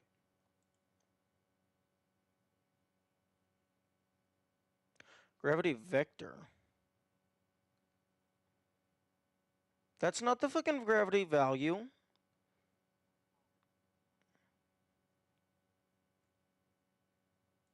That's a fucking terrible function.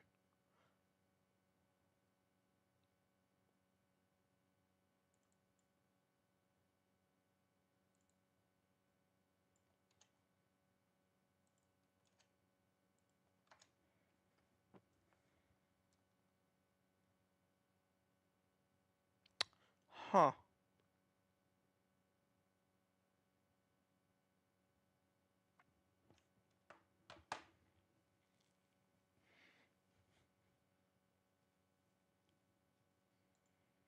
Okay, well, time to fucking drag the...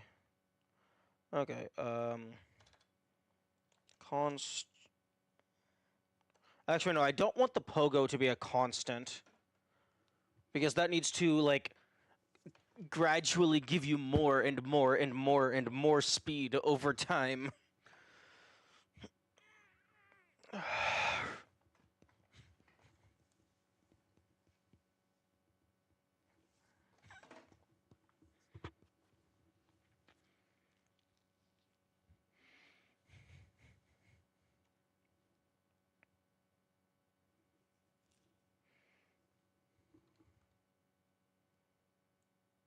Well, how about this?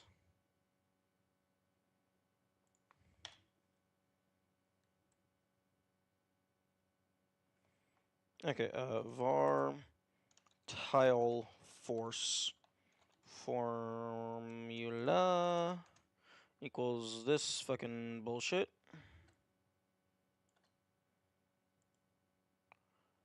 Identifier local... Oh, for fuck's sake. Okay, so...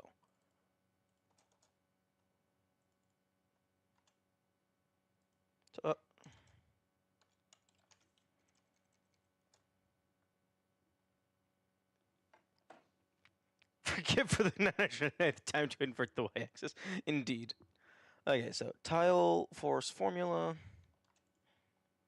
equals this bullshit. So then jump force equals this times jump height.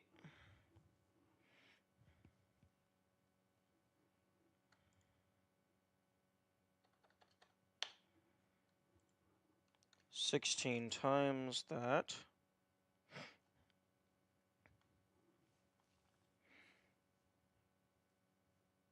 Victor. Okay, so let's reformat this for a moment. Jump height. Can I do minus jump height?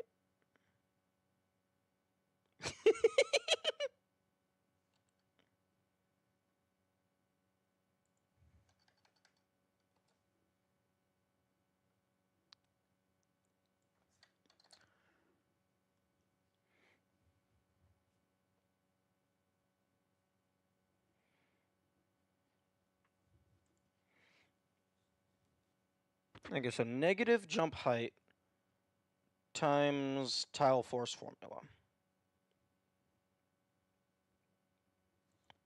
Or how about I just set this to -5 up here?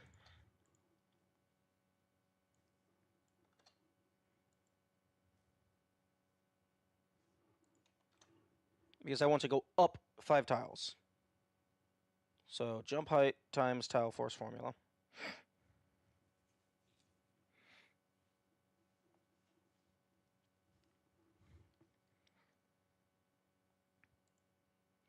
And then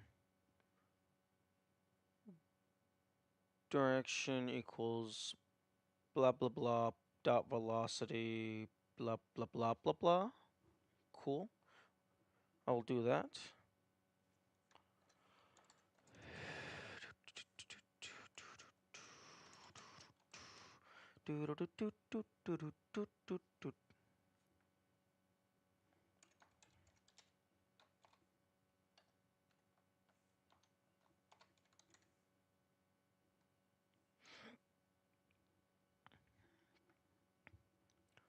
One dash one dot rot. Wait.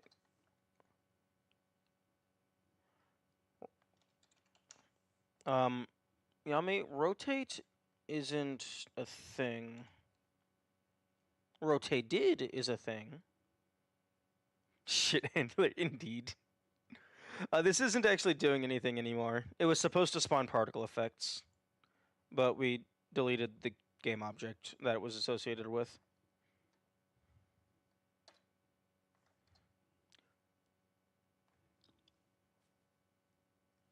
Okay, velocity plus equal dir times 500. Plus equal? Not minus equal?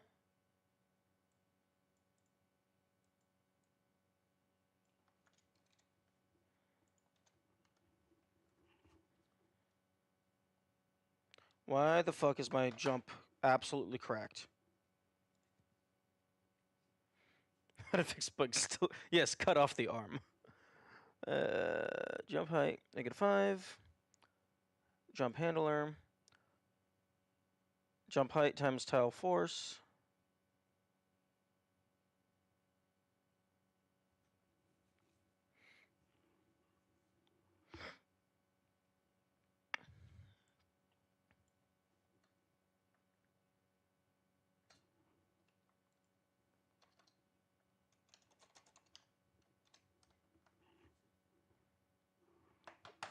Fuck. Okay, square root of 2 times the... Oh, wait. Fuck.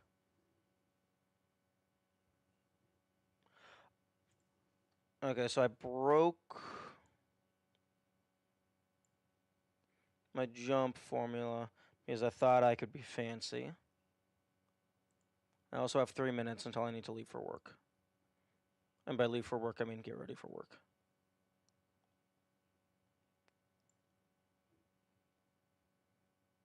Okay, so I thought I could be fancy and just shove the tile force formula into its own thing, but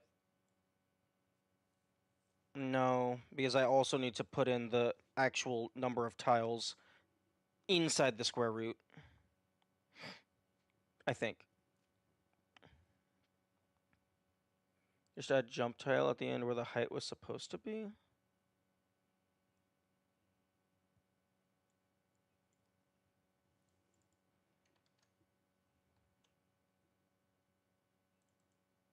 Huh?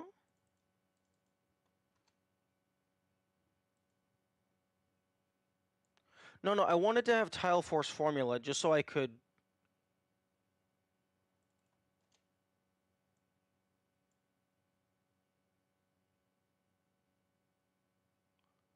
Oh, well, I guess this formula is only relevant for if you're jumping straight up. Because if you're going at an angle, and if you're trying to go diagonally 5 blocks, gravity is going to fuck that over. If you're trying to jump directly upward 5 blocks, then it's going to be this.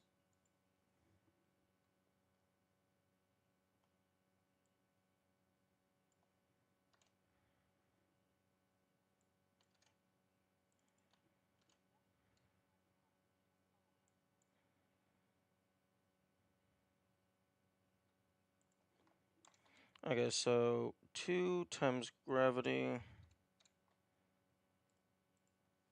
times jump height.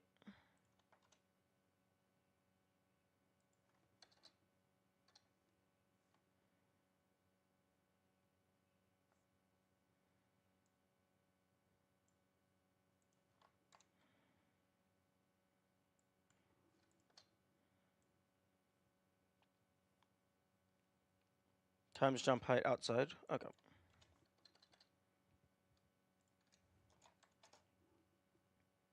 Wait. No, I fucking tried that. No, I tried having it outside. It didn't work.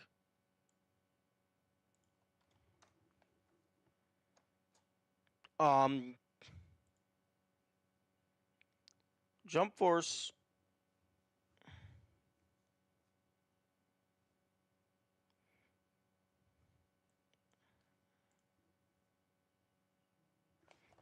Okay, well, the shit is now in the stratosphere. We will rescue them tomorrow. Bye bye. Have good days, and thank you for the follow, creeper. I have to go do stuff and things.